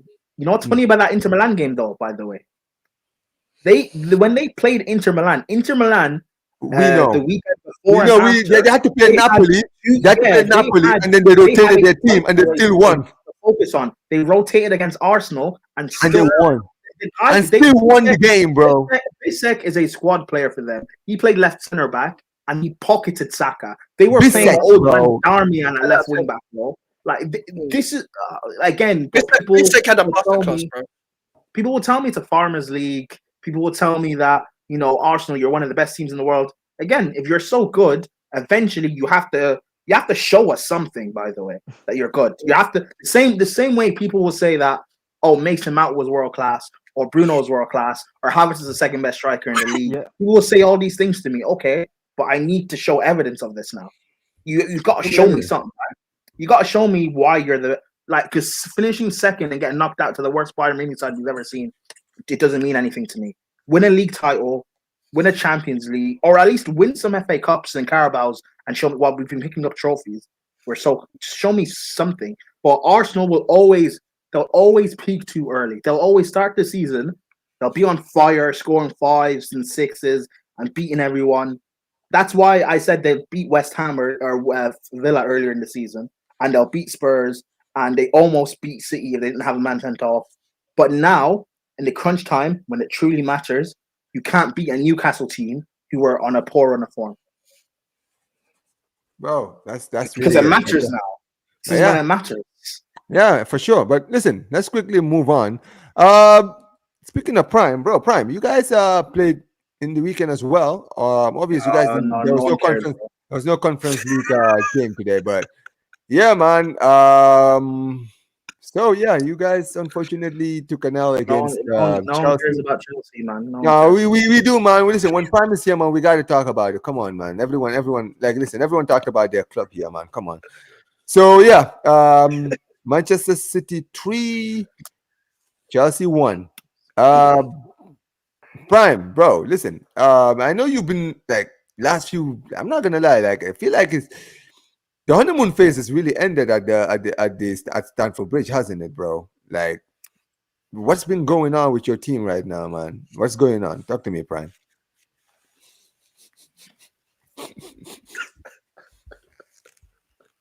What's so funny, Mike? You're giving, bro.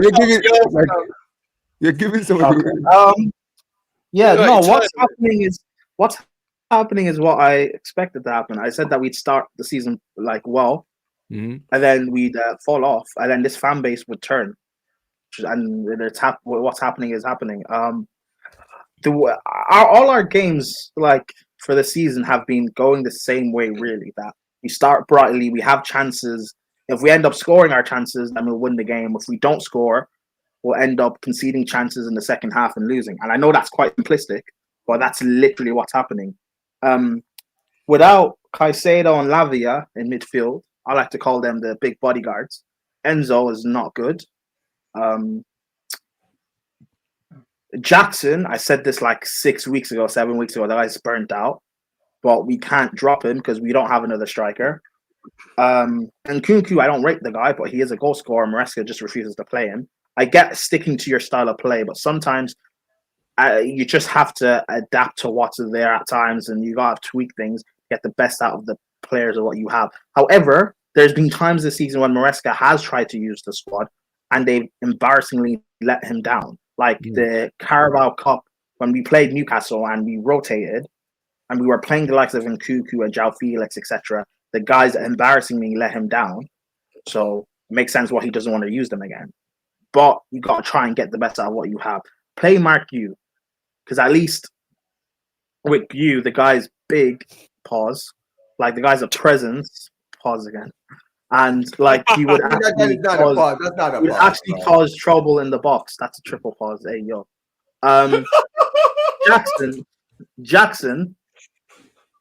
Jackson's a player that I like defend and I have a lot of hope for.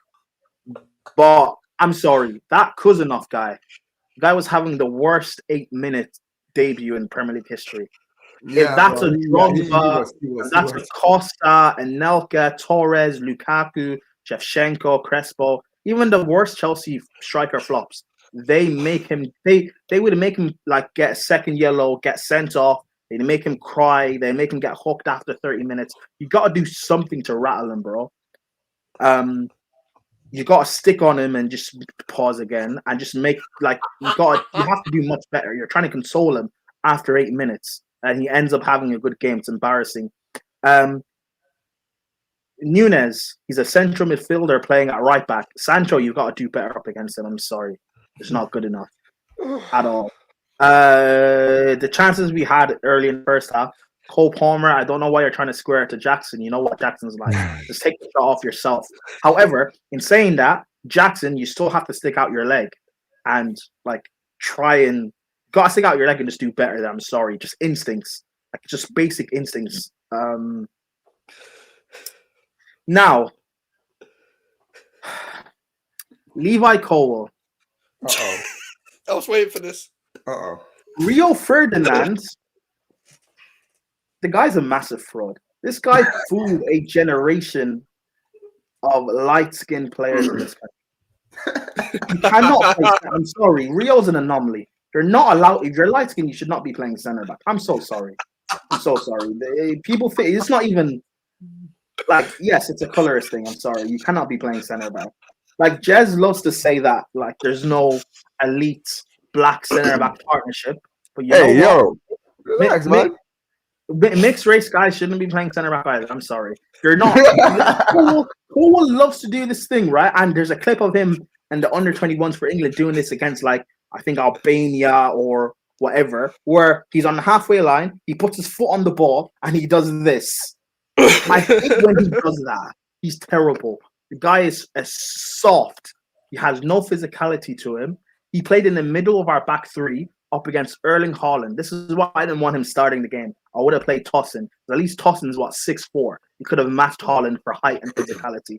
Last season, when we played City the second Premier League game, the 1-1 draw, the Sassy was marking Haaland out of the game. Haaland is a player who, when he faces up a centre back that's physical, he tends to struggle. We've seen Haaland struggle against Gabriel. And yet we choose to play Colwell. That's on Maresca. That's poor. The second goal, I don't really blame Chalobah for. I don't rate Chalobah. He did as much as he could up against Haaland. But Haaland knew who to target.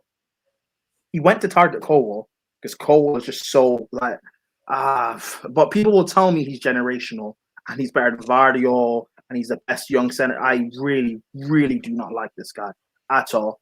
Now, Robert Sanchez. Speaking of I knew this was coming. Let's talk about it, bro. Let's talk about it. Oh my days, that guy is bro.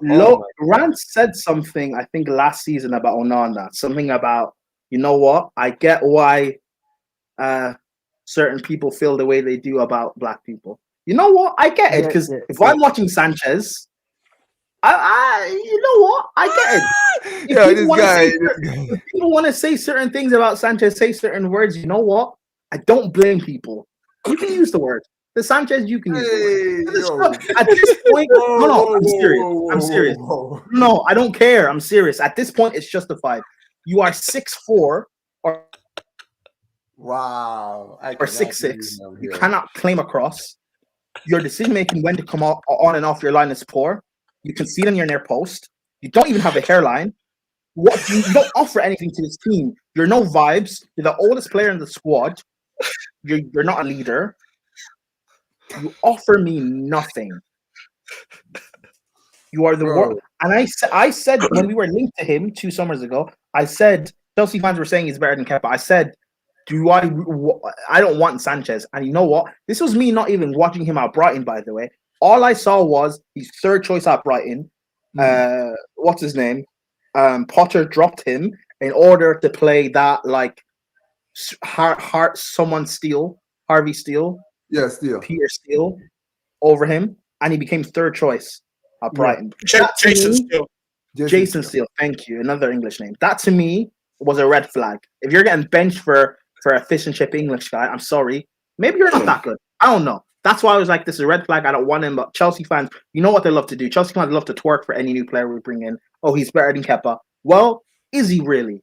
Because Kepa's debut season, we had the third best defense in the league. We finished third. We won a Europa League. We battered Arsenal in the final. European heritage, all of that. Like, people will blame our defense for why Sanchez is bad. No, Sanchez is bad because Sanchez is bad. I don't rate our defenders. But you know what? There have been games this season where Cole has played well, Fofana has played well, Tosin has played well, and they don't get the clean sheet they deserve. You know how annoying that is that your players don't get rewarded for a good performance because you have the literal definition of a football terrorist on your team? Wow. Last season, I had to suffer with Gallagher literally breaking down attacks. 2-3 years before that, or before that, I had to watch Havertz and Mount kill our attacks. Not even Werner. Havertz and Mount kill our attacks. Now I have to watch Sanchez concede goals for fun. That's why the City game, I predicted Sanchez will make a mistake. He made 2 mistakes leading to a goal, and another goal that got chalked off for offside. I'm still going to count it for the stat, but for the Premier League website, it doesn't count. Haaland scored. So I knew City would score at least 2. So I predicted 3-2 to Chelsea because I thought we'd score at least 1 more. Right. But 3-1, it is what it is.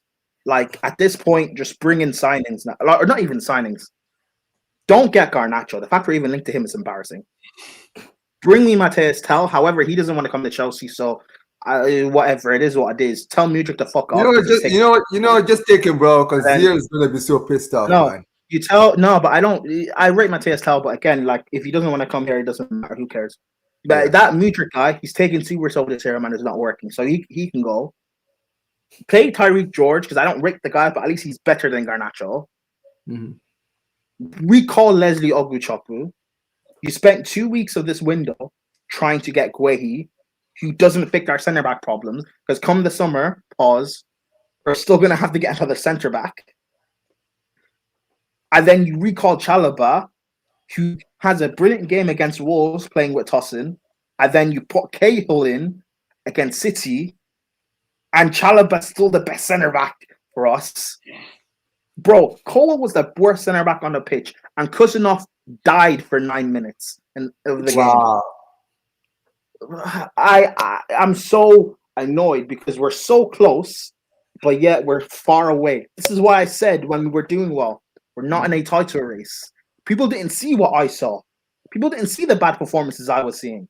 People didn't see the fall off. But now it's here.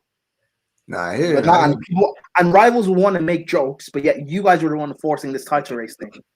It's annoying. Recall Leslie Oguchukwu because again, I keep saying we need a defensive midfielder in this team.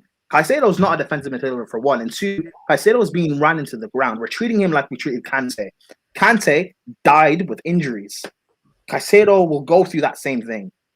Lavia's injury prone. We can't trust him. Reece James. The only positive in this thing is that Reece James has played 3 games on the bounce now, and he's not injured. So, but again, touch wood, because he'll get an injury against West Ham now. So let's just wait. But that's the only positive we have. Like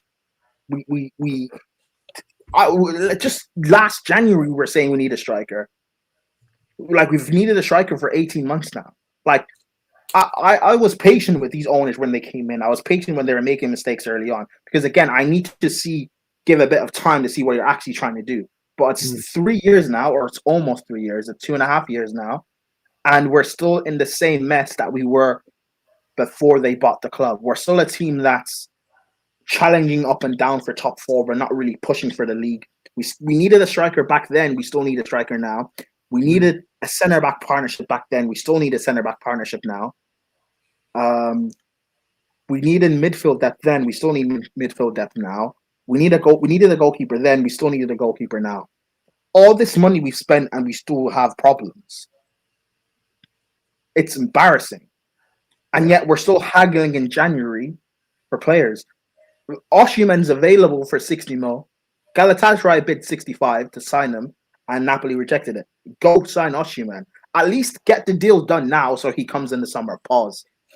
That will make us happy, because at least then we'll have a striker.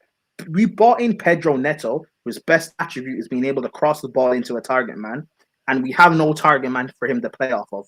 Pause. We have Sancho, whose best best spells at Dortmund is when he was playing with Haaland and Fulkrug, 2 targets up top. We don't have that. And as much as I like Jackson, it's clear to see from last season he's actually not a striker. He'd do a lot better off the left. I mean, listen, I've told you my opinion on Jackson. Last week when we did True Ballers FC, I told you, and we even said it. For me, Jackson was a player, I guess, who wasn't supposed to be your number 9. Nkunku was supposed to be the 9, but basically because Nkunku was having the injuries, Jackson had to step up. But even if Jackson stepped up, still doesn't change the fact that he wasn't supposed to be your first choice. You just still went out there and said, okay, Nkunku was never supposed to be the 9, and Nkunku last season was supposed to play 10. But that's the thing. So if that's the case, then why have they still not signed a striker, bro? It's an absolute disgrace. I don't know, and it's annoying. It's because if we had just signed, and even forget just Osimhen, because I know a lot of people will say they don't rate him. That's fine. If we had signed even Samu and Rodion, who we were linked to in the summer, and I said I wanted because I like his profile, and when you actually watch his goal catalog, he knows how to finish. He has a different variety of finishes in his bag. I went on Lewis's channel, and Chelsea fans were laughing at me, saying, "Oh, why do you want this guy? It's only because he's Nigerian why you want him." Lo and behold, he's been one of the best young strikers in Europe this season. The guy knows how to finish. I need someone that can finish chances for me, and we do not have that. This game, 7, 8 games, wherever it's been, where we've been poor, we've created chances for fun. Our XG this season in games we've played, I don't even look at XG because I don't really understand how it all works. I think it's a lot of bullshit. But if you just watch the games we've been playing, we've been creating enough chances to win all of our games, barring the City game we just played, I think, and then maybe Ipswich. We've created enough chances in every game we've played to comfortably win. And I'm not saying we should comfortably win every game. That's ridiculous. But we shouldn't have lost all of these games. We should have finished enough of our chances, and we should have a goalkeeper that can at least keep us in games. But because we want to do this bullshit of being a ball-playing goalkeeper, lo and behold, you know why Sanchez was dropped at Brighton? Because apparently he wasn't good enough on the ball. But he was good enough on the ball for us to spend money to buy him. And Petrovic, I said last season, he's actually good. Chelsea fans were telling me he's no better than Sanchez. He has been one of the best players in League 1 this season. You have Jorgensen, who has the best save percentage in La Liga from last season, and he doesn't play. So what do we do now? We're not going to get top 4 or top 5, whatever it is, because of the Champions League thing. We're not getting Champions League football. And I said this from the summer, because Sanchez will let us down. Yep. So unless this forward line clicks back into gear and starts scoring goals for us, and Fofana stays fit for the rest of the season, so we can carry Cole, because Fofana's our best centre back, like I told Chelsea fans, but people didn't want to listen to me. And Lavia hopefully stays fit, or we bring back Leslie, who's actually a defensive midfielder. King, remember the Southampton game you guys played? know how you guys were on ropes for 80 minutes? Yeah. Because Leslie was on the pitch. When he got taken off, you guys won the game. Hey, but I'm crazy when I say this stuff. But when it comes true, Chelsea fans don't want to listen to me. It's fine. We'll finish 5th or 6th or whatever, and people will start crying and ranting again. And Maresca, again, I actually rate you, and I want to defend you for this bullshit you're doing now. But this is the thing: when you have these young managers, they're extremely stubborn for wanting to bet in their own style of play. But certain times, I'm not saying abandon your philosophy, but you have to adapt to certain things that's there. Look at Slot at Liverpool. I always use this example of Slot. He doesn't have a defensive midfielder, and look what he's getting from Gravenberch. Everyone talks about Trent and how he can't defend, and look how well Trent is doing in the system. Trent's not perfect, but he's at least doing a lot better than he's been doing in previous seasons. Robertson is finished at left back, and he's still doing a job there. Get the best out of what you have. They've not had Alisson in goal for the majority of the season, and yet they're still top of the league. Get the best out of what you have and take advantage of it. Just like Liverpool are taking advantage of City falling off. Why couldn't we take advantage of City falling off? But you know what? Everything we're going through this season, this betting in period, we should have done that last season with a better manager, but we decided to have Pochettino. But he messed up a year of progress that we should have been going through. Because what we should have done is progress last season, and this season we should be capitalizing on a City fall off so we could actually go win the league. But we're not doing that now. We're going through all this bullshit. Maresca, again, I like the guy, but what we should have done is go get Amarim, because with the players we have in this squad, actually suits Amarim. We have wing backs that love to attack and create. Neto can play wing back, Madueke can play wing back, Gray can play wing back, Reece James when fit can play wing back, Gustav can play wing back. You have Jackson, Palmer, and Cuckoo, Felix who can play in the pockets. We have enough players that actually suits Amarim a lot more. But we decided to fuck about with that deal. Like it's so annoying. But people want to do agendas and whatever and blame this or that. Like people don't want to see what's actually going on. It's so frustrating. It's so frustrating. We're not like and the thing is there's a lot of money riding on this because we need this Champions League money for like the Jordan deal and for PSR or FFP, all that bullshit. And yet we're not doing enough to secure it. They think we have enough here. We don't. Again, like I kept telling people, the only reason why it looked like we were in a title race is because City and Arsenal were asked. But in reality, we are a top 4 challenging team, a 4th, 5th, 6th placed team. And you're seeing that now. Forget the results. Just look at where we are. Where we like you play half of your games, and where you are on the table is more than likely where you end up once the season ends. Yep. So we're gonna finish like 4th, maybe 5th, 6th, 7th, and that's just like. But our forwards need to start scoring. I know I'm rambling, but like our forwards need to start scoring now because this defense won't hold up, especially with no performer. No, I hear that. I hear that for sure, man. Listen, I'll say this. I think you know what it is. When moments like this, I guess, happens to all of us in the season, where basically, it's just like you just quiet for so long, and you just see so many things coming, and basically, it just comes a moment that you just had enough. You just go off. You just like have to just let it out. You feel me, right? And like, listen, at the end of the day, I know, Prime. You could literally spend like an hour just talking about this whole situation, the things. Also, sorry to interrupt. Also, Cole Palmer.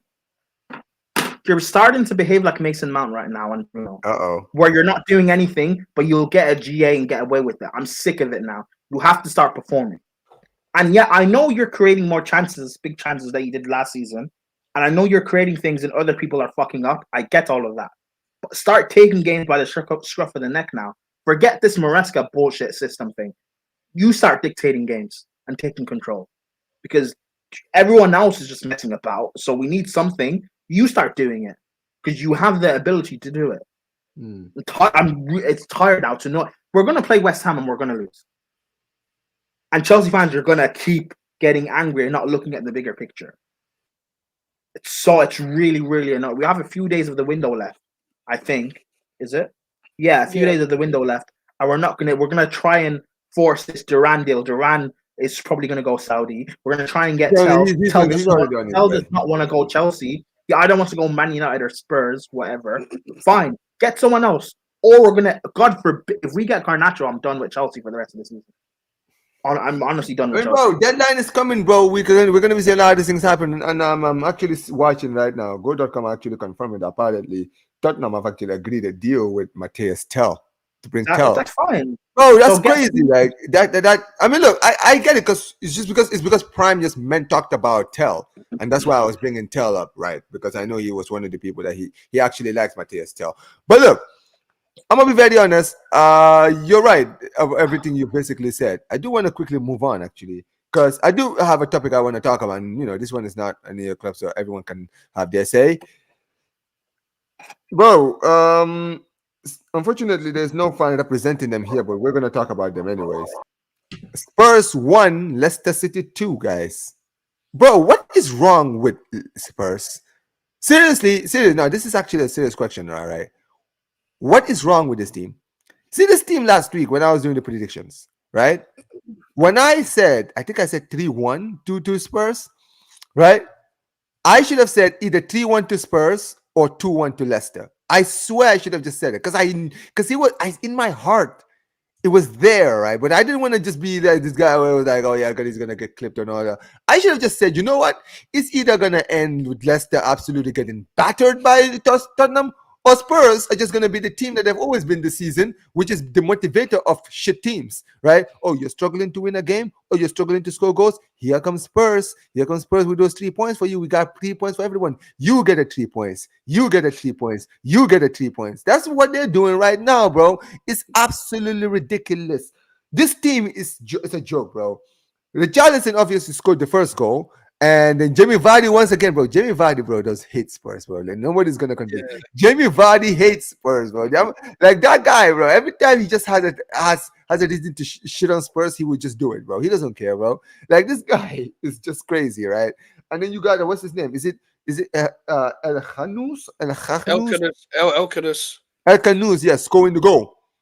All right, 3 minutes later, and then bro. Once again, Spurs lose at home to a team fighting for relegation.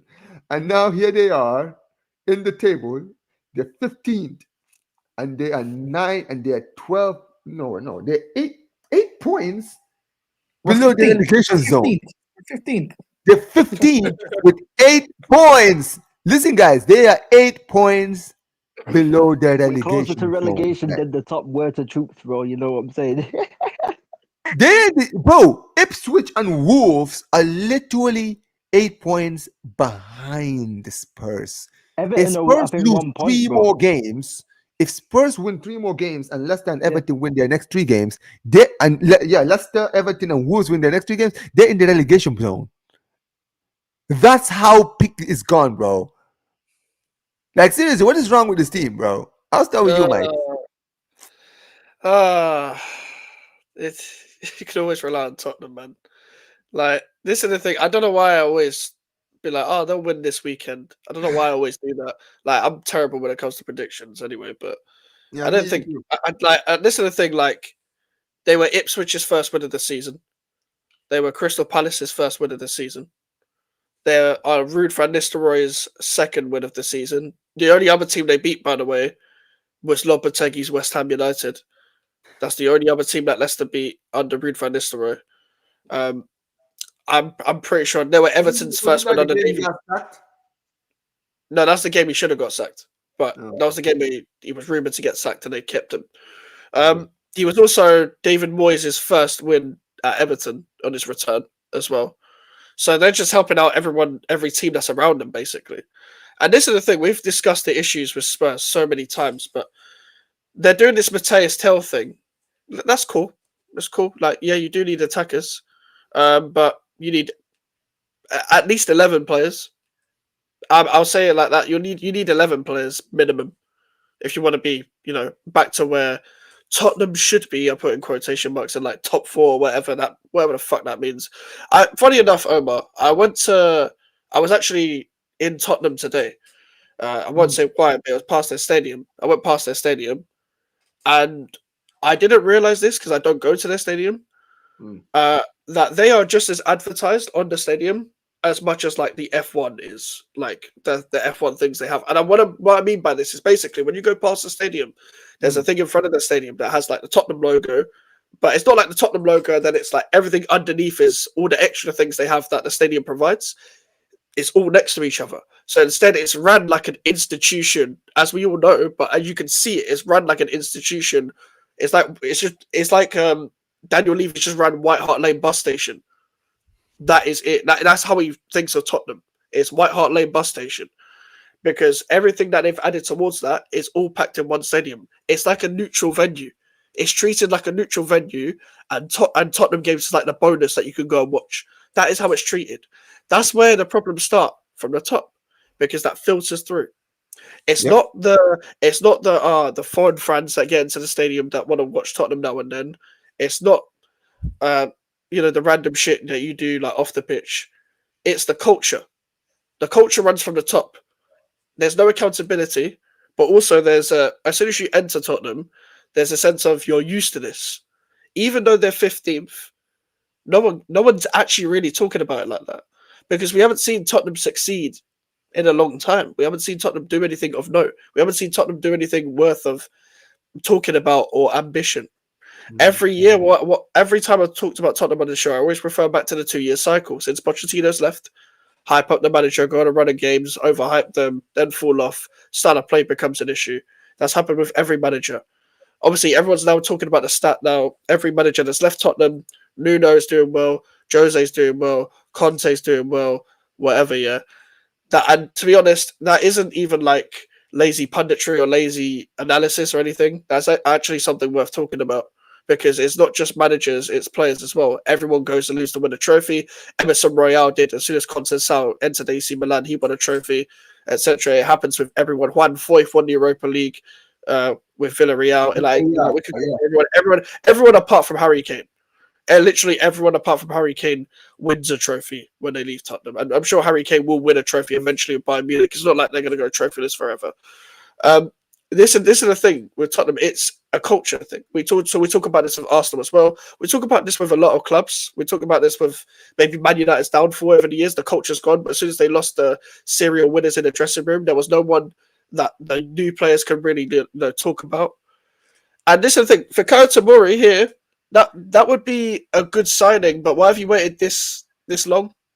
Why have you waited this long to even do this? And also, that also makes the Dragosin signing a lot worse because he doesn't fit. Yeah.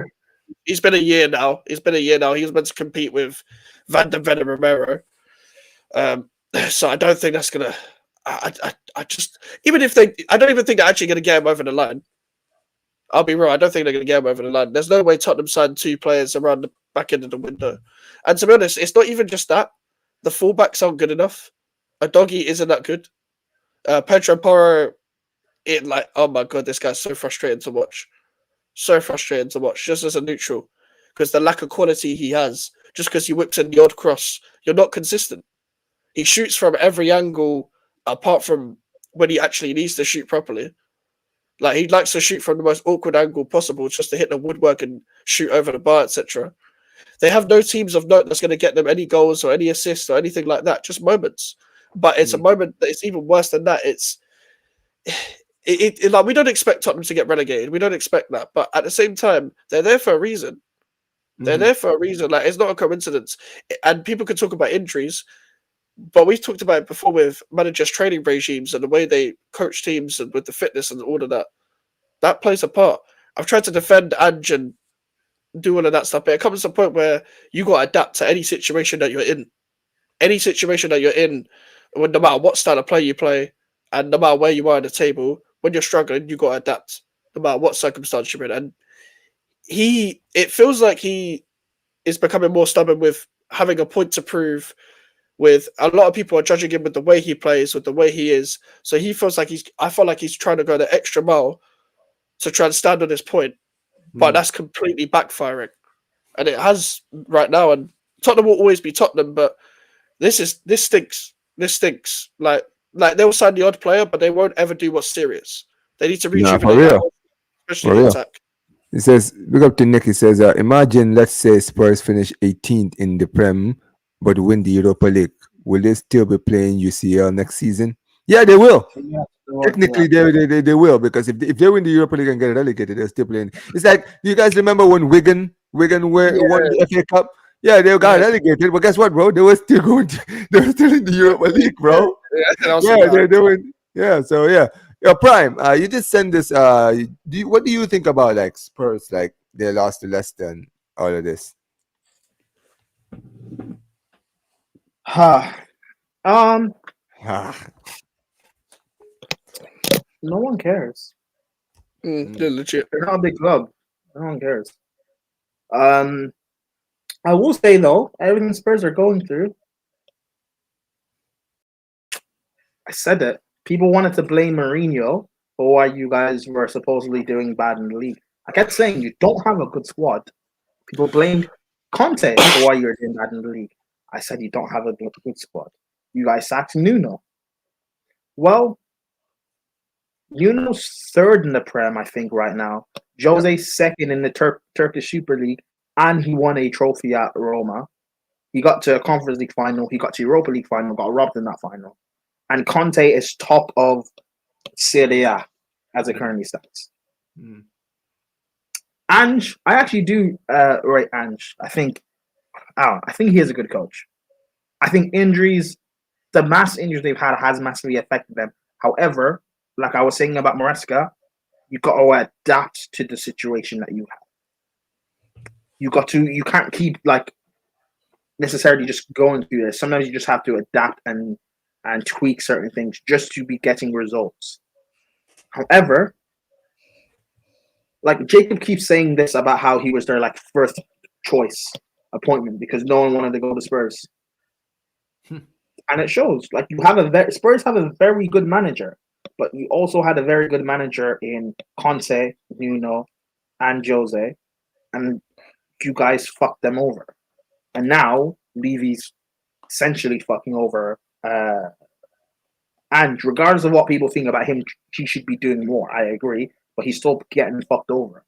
But Spurs fans, we do this delusional thing. Fenerbahce are 24th in Europa. I said the Turkish Super League, bro. Regardless, Mm-hmm. Spurs fans do this thing where they'll just blame Ange, and then you'll sack him. You'll get someone else, like a Sardi or whatever, insert a random guy here, and you go through another bounce like you did with Ange, like you did with Nuno, like you did with Conte, like you did with Mourinho. You go through a bounce of games where you're winning and you're doing well and you make good signings, quote unquote. And people look like, oh, it looks like Spurs can win a trophy. Spurs can win a trophy. We're a few players away. And then you'll get a few injuries and things will collapse. And you won't invest in the following windows and you'll start going through a bad run of form. And people will blame the manager that he's not good enough. The manager is finished. The manager was never good enough, etc., etc., etc. And then he will get sacked. And it's the same. Mikez is right. It's just the same constant cycle. But you know what's funny? If we as fans of big clubs, if we don't care when it happens to West Ham, why do we care when it happens to Spurs? We treat Spurs like a big club because of the revenue they bring in. But like we said about Arsenal, you don't behave like a big club on the pitch. So again, why? And at least Arsenal have they have Premier Leagues. At least Arsenal have things from the past to show. Spurs don't. So again, why do we treat you like a big club? And also, last thing I'll say is this.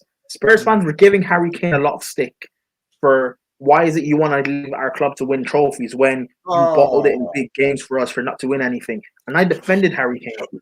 Lo and behold, Kane has left Spurs and they have collapsed. They have died and they could very well get relegated. People laugh about Man United to get relegated. Man United were never getting relegated. They're too big of a club, like structurally, they're too big of a club to have bad players enough to get relegated. When Chelsea were there a couple of seasons ago, we're too big of a club to have bad players to get relegated. With Spurs, again, I don't actually think you will. However, it's a stronger possibility you will get relegated than it was with Chelsea 2 years ago and it was with Man United this season, only like a month ago.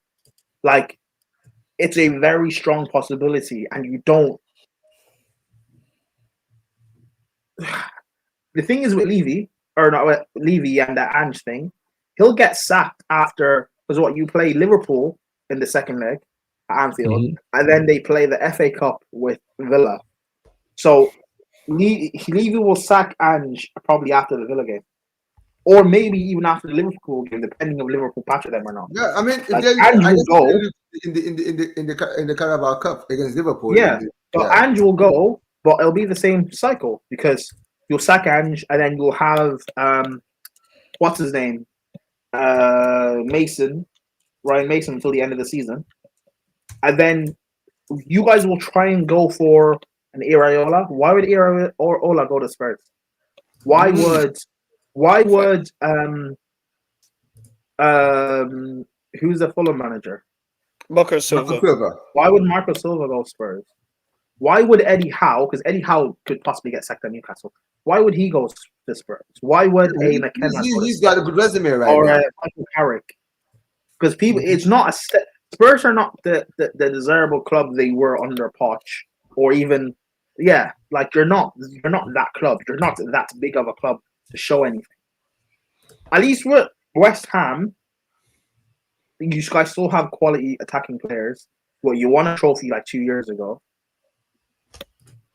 At least there's something there. Why would a manager want to go to? Yes, fine, you're in London. I get it, but I go to Spurs and I potentially ruin my reputation. At least with Man United, right? Like I question Amorim for going to Man United now mid-season because if it doesn't work and you get sacked, that could ruin your reputation. However, it's still Man United.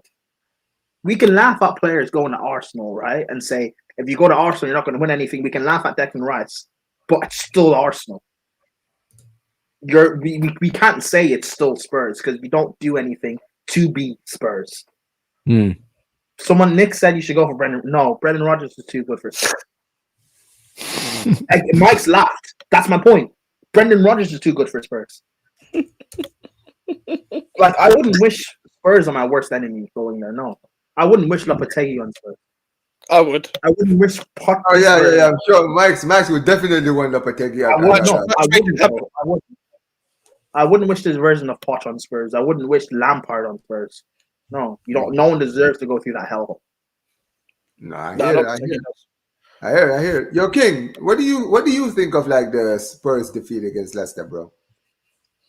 Hey, funny enough, I actually predicted 2-1 Leicester. So you did. You did. Yeah, funny enough, I predicted 2-1 Leicester because I know Tottenham are just Tottenham in it. And listen. Obviously, it's a collective of things, but we all know the number one thing, the problem with Spurs has been Daniel Levy. We all know Daniel Levy is the biggest problem at Tottenham Hotspur. And yes, Tottenham fans might say, oh, they might get a better manager than Ange, they might get Raiola, they might get this manager, they might get that manager, and he might win Spurs one trophy. But what Tottenham fans have to understand is that their ownership isn't sustained of winning trophies. Their ownership isn't a Manchester City where they win trophy after trophy after trophy. It's not.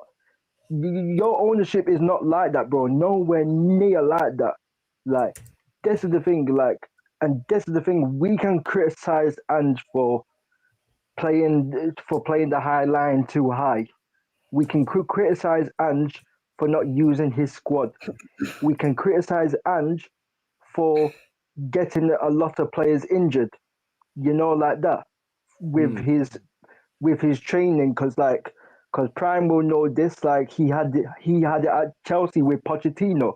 Pochettino were running the players down to the ground. Same with Eric Ten Hag at Manchester United.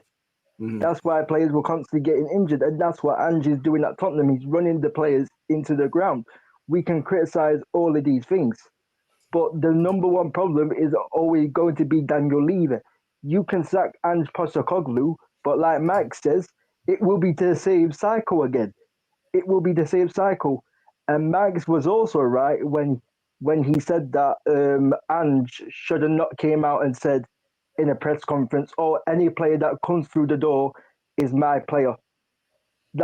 That's one thing that Ange should have not said in the press conference, because that is what Daniel Levy wants to hear.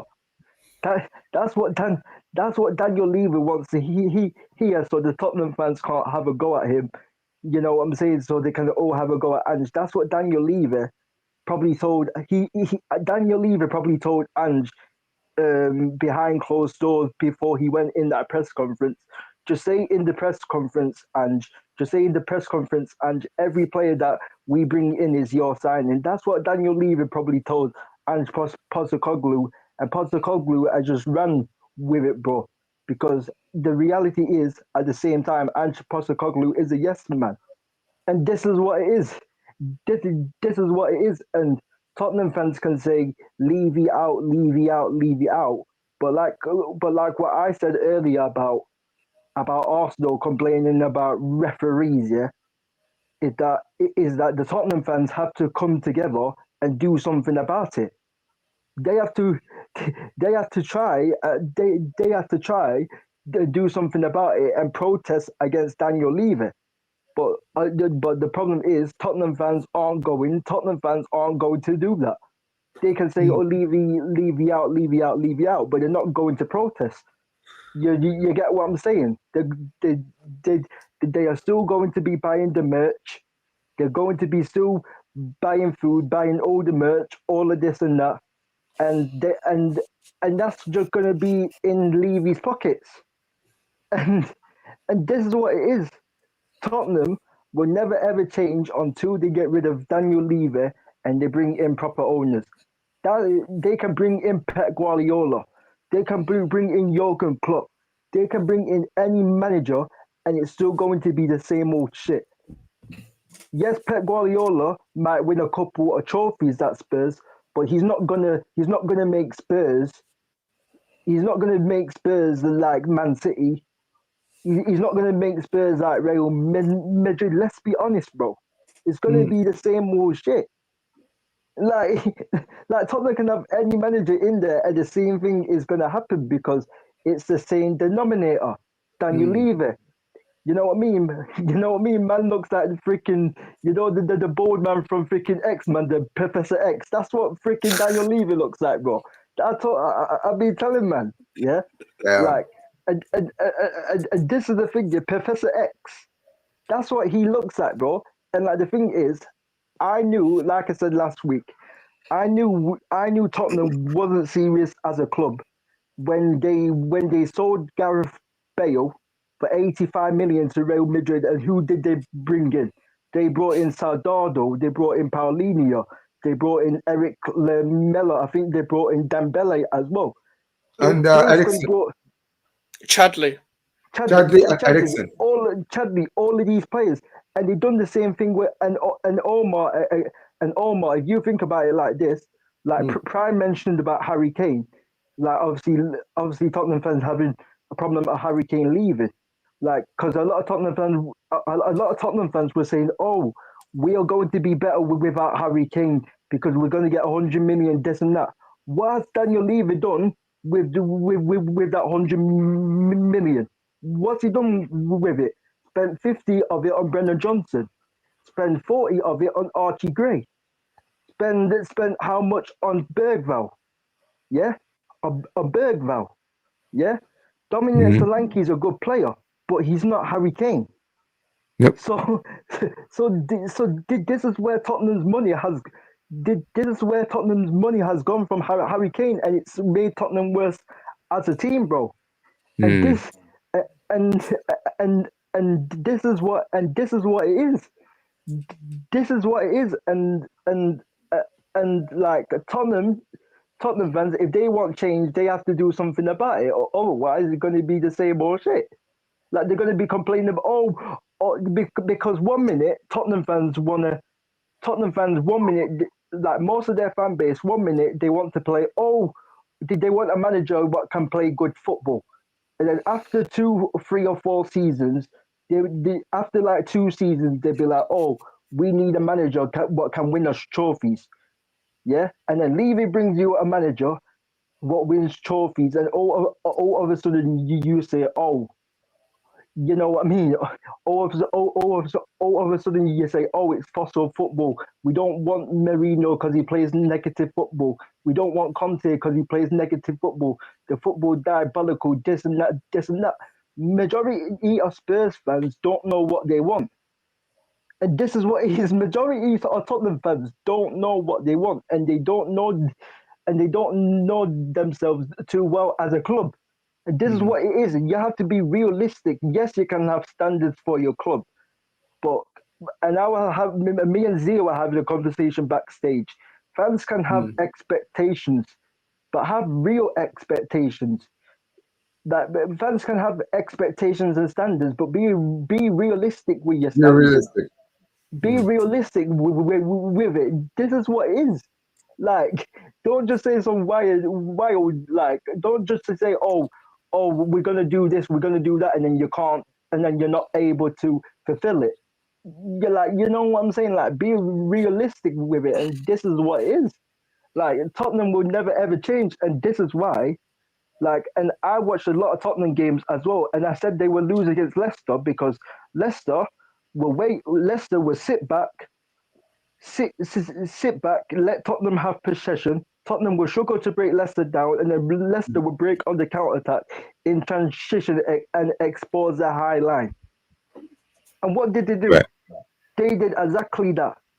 Yeah, and this is why Tottenham get up for the big game. This is why they beat Man City and teams like that. Yeah, is because Man City actually go there and try attack them. Man City try and attack them. When you got teams like Leicester and teams like Ipswich, yeah, who will sit back. Like, Tottenham can't break teams down when they sit back. Like, obviously, and Postecoglou as well.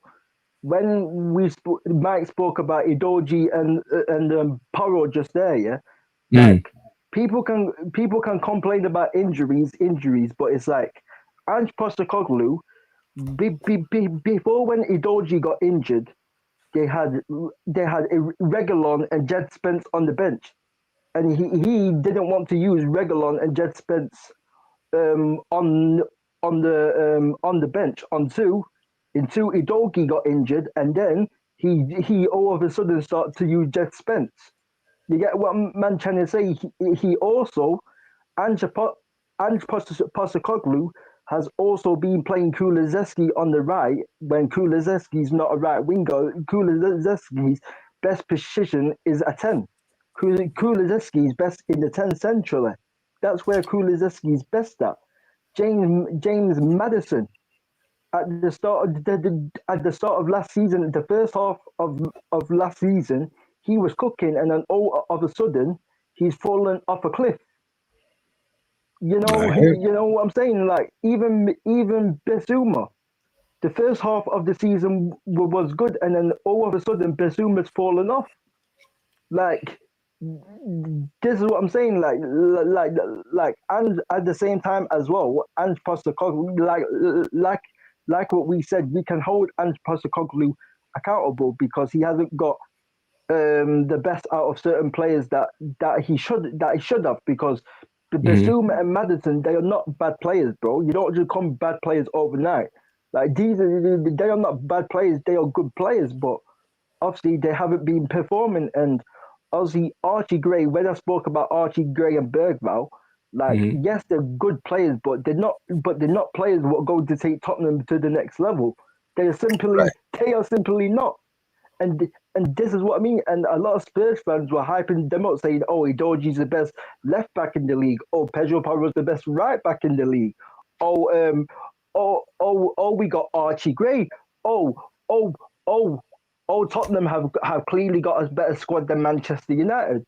We've clearly got a better squad than Arsenal. We've got a clearly better squad than this team and than that team."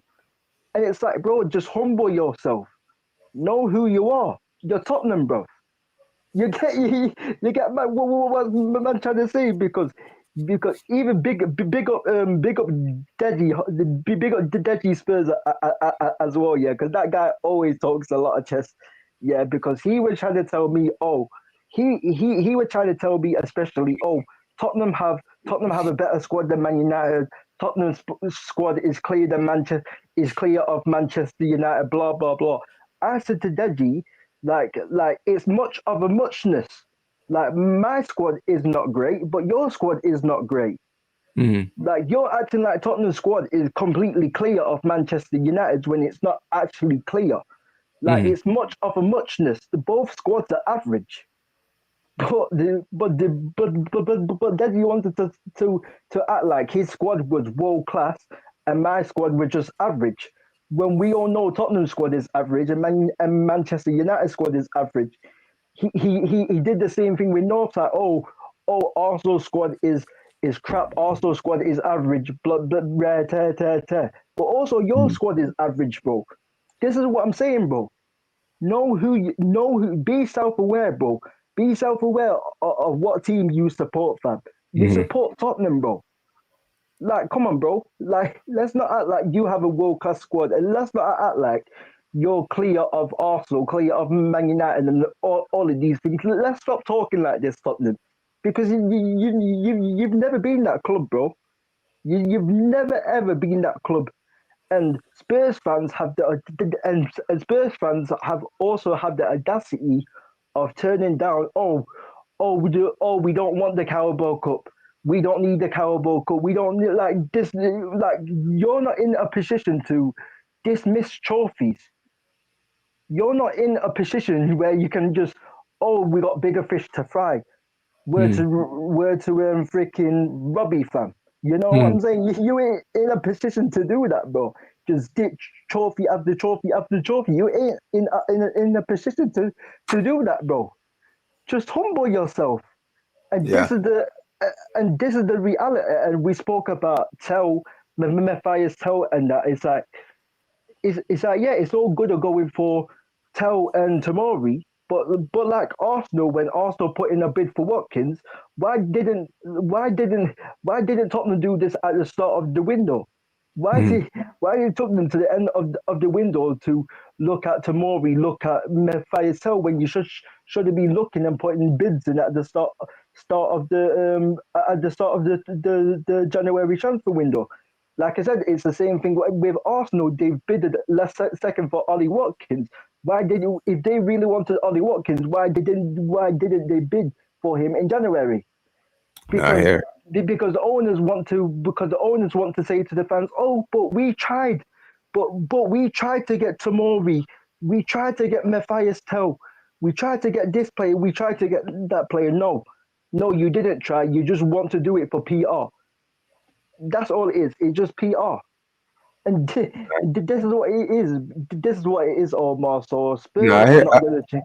Spurs are not going to change. Like Spurs are going to be Spurs until their fans actually know who they are as a club and start and be realistic with their standards, bro. This is what it is. Because I know where my club is. I know where my club is. Prime knows where his club is. You know where Barcelona is as a club. And Max knows where West Ham is as a club. So yeah, absolutely agree. I absolutely agree with that point. But yeah, very quickly, I do want to quickly talk about it before we do wrap up because we've gone for way long. This is actually one of the shorter shows, but listen, let's actually do some predictions to the weekend games because there's a lot of good games coming this weekend. Actually, funny enough. So yeah, on Saturday we've got Nottingham Forest against Brighton. Listen, Nottingham Forest, bro, absolutely got battered by Bournemouth. Bournemouth are on smoke right now. They're not even playing anymore. Like we knew they were in good form, but now they're just torturing teams. Now they're just torturing teams. But yeah, Nottingham Forest, man, still in the top four. They're playing at home against Brighton. What's your score, King?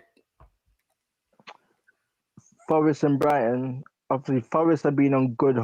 Obviously, they lost at Bournemouth 5-0, but obviously that was away. But I know, especially at home, they've been solid. So I'm gonna go with Nottingham Forest 2-1. 2-1. All right, Brian.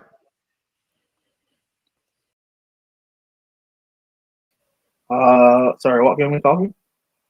Nottingham Forest versus Brighton.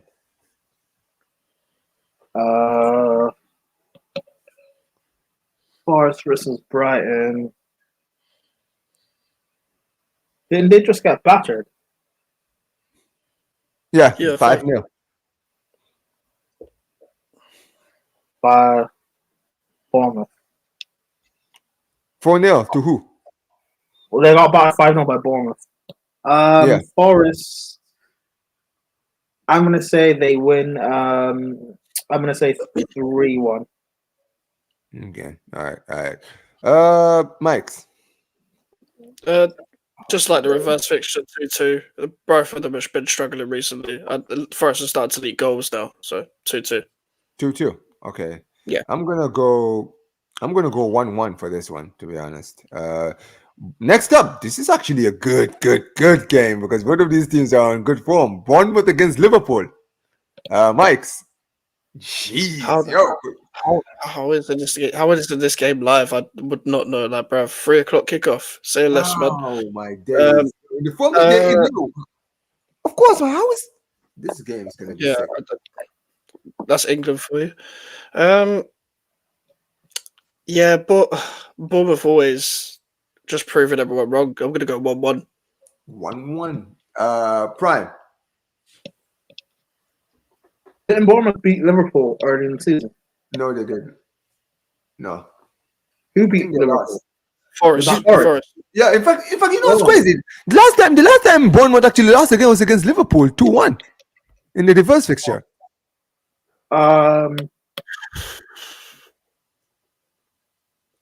Yeah, Liverpool rested players, didn't they? Yeah, they did. Yeah. To be fair, they did. Fuck's sake, man. I'm gonna say 2-0 Liverpool. 2-0 Liverpool. King. This should be a good game. I'm saying 2-2. I'm gonna go 2-0 Bournemouth. I'm not gonna lie, I see a shock in this one. I see a shock in this one, guys. I don't know, man. These guys are in smoke right now. They're on smoke right now. And listen, I'm not gonna lie. I know they rotated their team against PSV, but I feel like with Liverpool, especially since the beginning of the year, they've shown a level of vulnerability. They're starting to concede goals as well now. Exactly. So that's what I'm saying. So that's why I'm like, don't be surprised, guys, if they actually lose this game. Everton versus Leicester. King. Everton versus Leicester.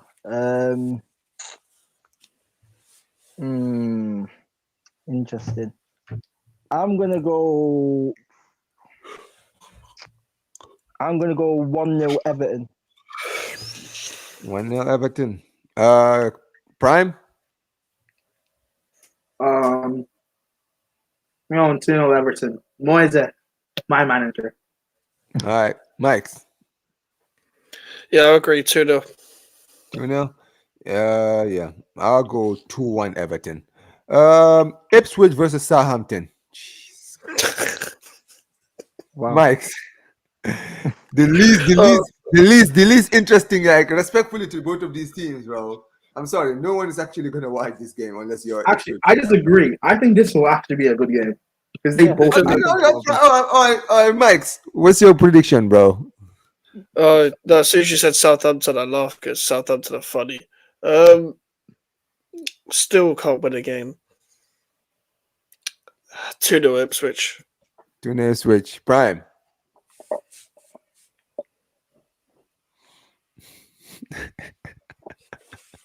He's trying to think of an upset. He's like, yeah, could there be an upset? I'm going 2-2 draw. 2-2 draw. All right. King. I actually agree with Prime. I think this is going to be a good game. I think both teams will be attacking. I think they're going to be goals. I'm going 3-2 Ipswich.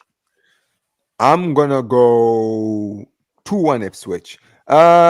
Next up, Newcastle versus Fulham. Ooh. King. Newcastle versus.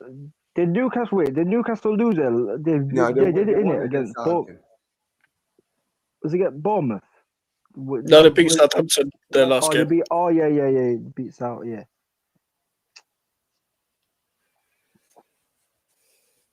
I'm going 1-1. 1-1. All right, Yeah.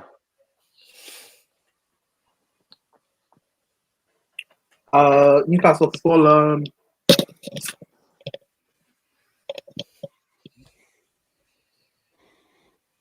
2-1 Fulham. 2-1 Fulham. All right, Mikes. Fulham have been falling off recently, so I'm gonna go 3-1 Newcastle. 3-1 Newcastle. All right, I'm gonna go 2-1 Newcastle. Finally, on Saturday we have Wolves versus Aston Villa. Mikes. This game's gonna suck. This game's gonna be so shit. Jeez. 1-1. 1-1. Prime. Villa.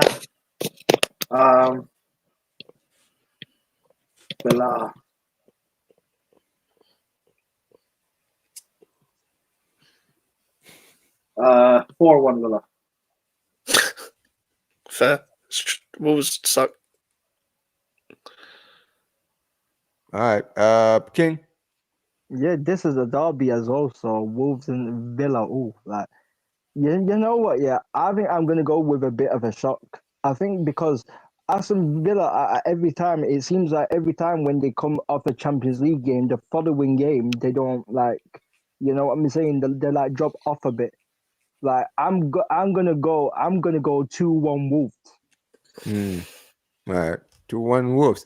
I'm gonna go 2-1 Aston Villa. So Sunday's games we've got first up Brentford versus Tottenham. King. Why did we all laugh? King. Brentford at home as well. Yeah, Brentford at home. Bro, hey, you know what? Yeah, you know what? I think it's gonna be a battering. I'm gonna go 4-1 Brentford. Woo! Okay, all right. Prime. I think we need to show some respect to the London club, man. Okay. 5-0 Brentford. I knew that was 5 coming. Brentford. Okay. Mike's. I love when you read out this fixture. We all just laughed. Like Yeah, that because just we sums all up- had a feeling we knew what the result was gonna be. I We think, could all be wrong, but it's just that, bro. Last few results have just shown us that anything is possible with this team. You feel me? Yeah. 4-2. Yeah, And last few results, more What do like you the say? last calendar year. You're saying the last few results. It's more like the last calendar year, bro. So 4-2. Bro. wow, 4-2. You know what? Great. I'm gonna go 2-0 Brentford. I'm not gonna lie, bro. Like none of us here are actually confident the Spurs are gonna win because they haven't not been showing anything to show that they're gonna win. And speaking of other teams, United versus Crystal Palace. King, you're at home against Crystal Palace. Obviously we won 3 on the bounce. I think Man keeps bragging about that 3 on the bounce, you know. Is it really that dire? Because you know why, bro? Because bro, he hasn't seen anything like that, bro, for a very long time, bro. Yeah. Let him live, Bro's moving like an Arsenal fan, being shameless about wins. Yeah.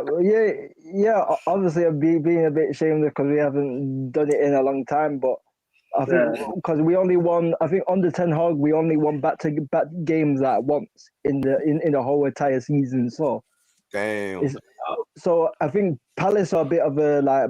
I think Palace we've struggled against Palace in recent seasons as well. So, but I'm gonna go 2-1 United. 2-1 United. All right. Prime. Palace, he just got a brilliant win at the week, midweek. Ahmad masterclass.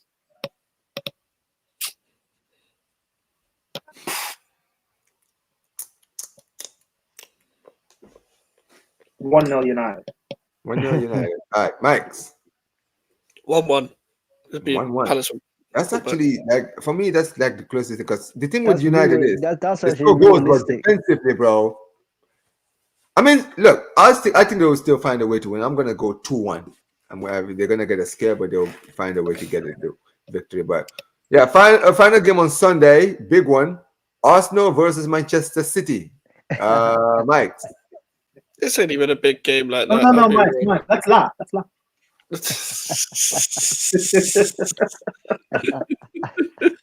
This ain't even a big game. Arsenal.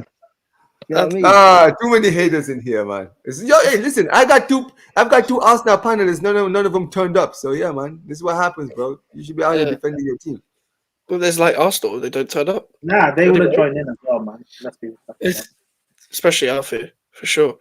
Like, they don't. Listen, Arsenal panelists didn't turn up. Arsenal don't turn up. Arsenal versus City, bro. What's City, despite their past 2 minutes, I still think they look dog shit. This game is going to be awful to watch. I think same as last year, 1-0 Arsenal. 1-0 Arsenal, okay. Prime.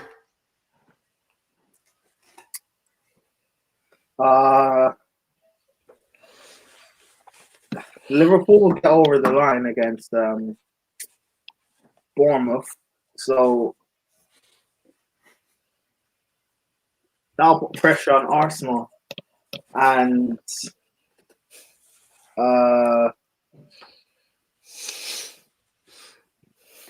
City win, and they'll be 3 points behind Arsenal. I'm saying City will win the game. Okay, King. Arsenal. Hey, what do we say about Arsenal? Like, obviously, I watched City game against Bruges, and City did get fortunate against Bruges because, like, Bruges could have scored like a couple of goals, but obviously, City defense we all know is dog shit, yeah, but we all know Arsenal's attack is dog shit at the same time. So it's like, you know what I'm saying? So, you know what? I'm gonna go. It's gonna be a crap game, but I'm gonna go with City nicking it. I'm gonna go 2-1 City. 2-1 City. I'm gonna go similar. I'm gonna say, because I'm gonna add this to, like, you know, when I said Bournemouth were gonna win against Liverpool, just like what Prime said, I'm gonna go because because Arsenal are gonna see that Liverpool lost. They're going to basically go into that game basically head first, trying to get the victory so that they can close the gap. And I feel like, you know, Pep is going to take that to their advantage, and then they're going to leave there with the win. Because I'm not going to lie, bro, I still don't trust this attack, this Arsenal attack. Even against Girona, bro, they were absolutely awful, bro. Okay. Right? That game against Girona, who are not even doing well this season. I'm going to go 2-0. 2-0 Manchester City. They're not even going to score. Yeah, but yeah, final game. Wait, hold on. Can we just also, can we predict how many big chances Havertz will miss, and what will be the referee incident? Can we predict that? Bro, we're going to be all day, and I want to wrap this up, bro. I do not want to. I do. Let's just wrap this out and just go to bed, fam. Please. Can we also predict? Exactly. Can we also anyway, Monday predict the flight of the ball as well? You know. Maybe some other time. But Monday, the good games continue on Monday. Monday. Chelsea versus West Ham. I didn't even know you two were playing each other this weekend, bro. Oh my days! Listen, before I actually ask the two of you, let me actually go to King first. King, as the one who's actually watching from the outside, bro. Chelsea versus West Ham prediction, bro. Oh, Graham Potter coming back to the bridge. Oh no! Hey, I'm gonna go 2-2. 2-2. Okay. Yeah. Prime. West Ham versus Chelsea, bro. Hey, True Ballers FC is next week Wednesday, man. Is Bowen still injured, or is he back? He might be back. It's a doubt. And you're gonna be Kudus false 9 up against Cole. Yeah, 2-0 West Ham. What? 2-0 West Ham, yeah? Alright, cool. I won't be surprised, you know. Mike, no, Mike, he's trying to protect himself, bro. He doesn't want to be in the mud. I'm not protecting myself. We're losing, bro. Yes, you are. How am I protecting? How is saying that we're gonna lose me predicting? Yeah, because you know why? Because if you lose, you can just sit there and say, I predicted that we were gonna lose. So why are you guys going on me? Bro, I spoke for 15 minutes about how bad Chelsea are. I know, but still, you predicted your team to lose, bro. Because you know, if you predict your team to lose, I predicted my team to lose because I know we're bad. Nah, bro. Omar, Omar, if Chelsea lose and you want to cook me, you can still cook me if you want. I don't care. I'm just giving an honest prediction. We're losing. All right, cool. I'm not doing this weird thing of I'm only saying releases I don't get cooked. I'm not. That's weird to do, bro. I'm just being honest. All right. Hey, no problem. I hear you. But okay, so Mikes, what are you predicting? West Ham versus Chelsea versus West Ham.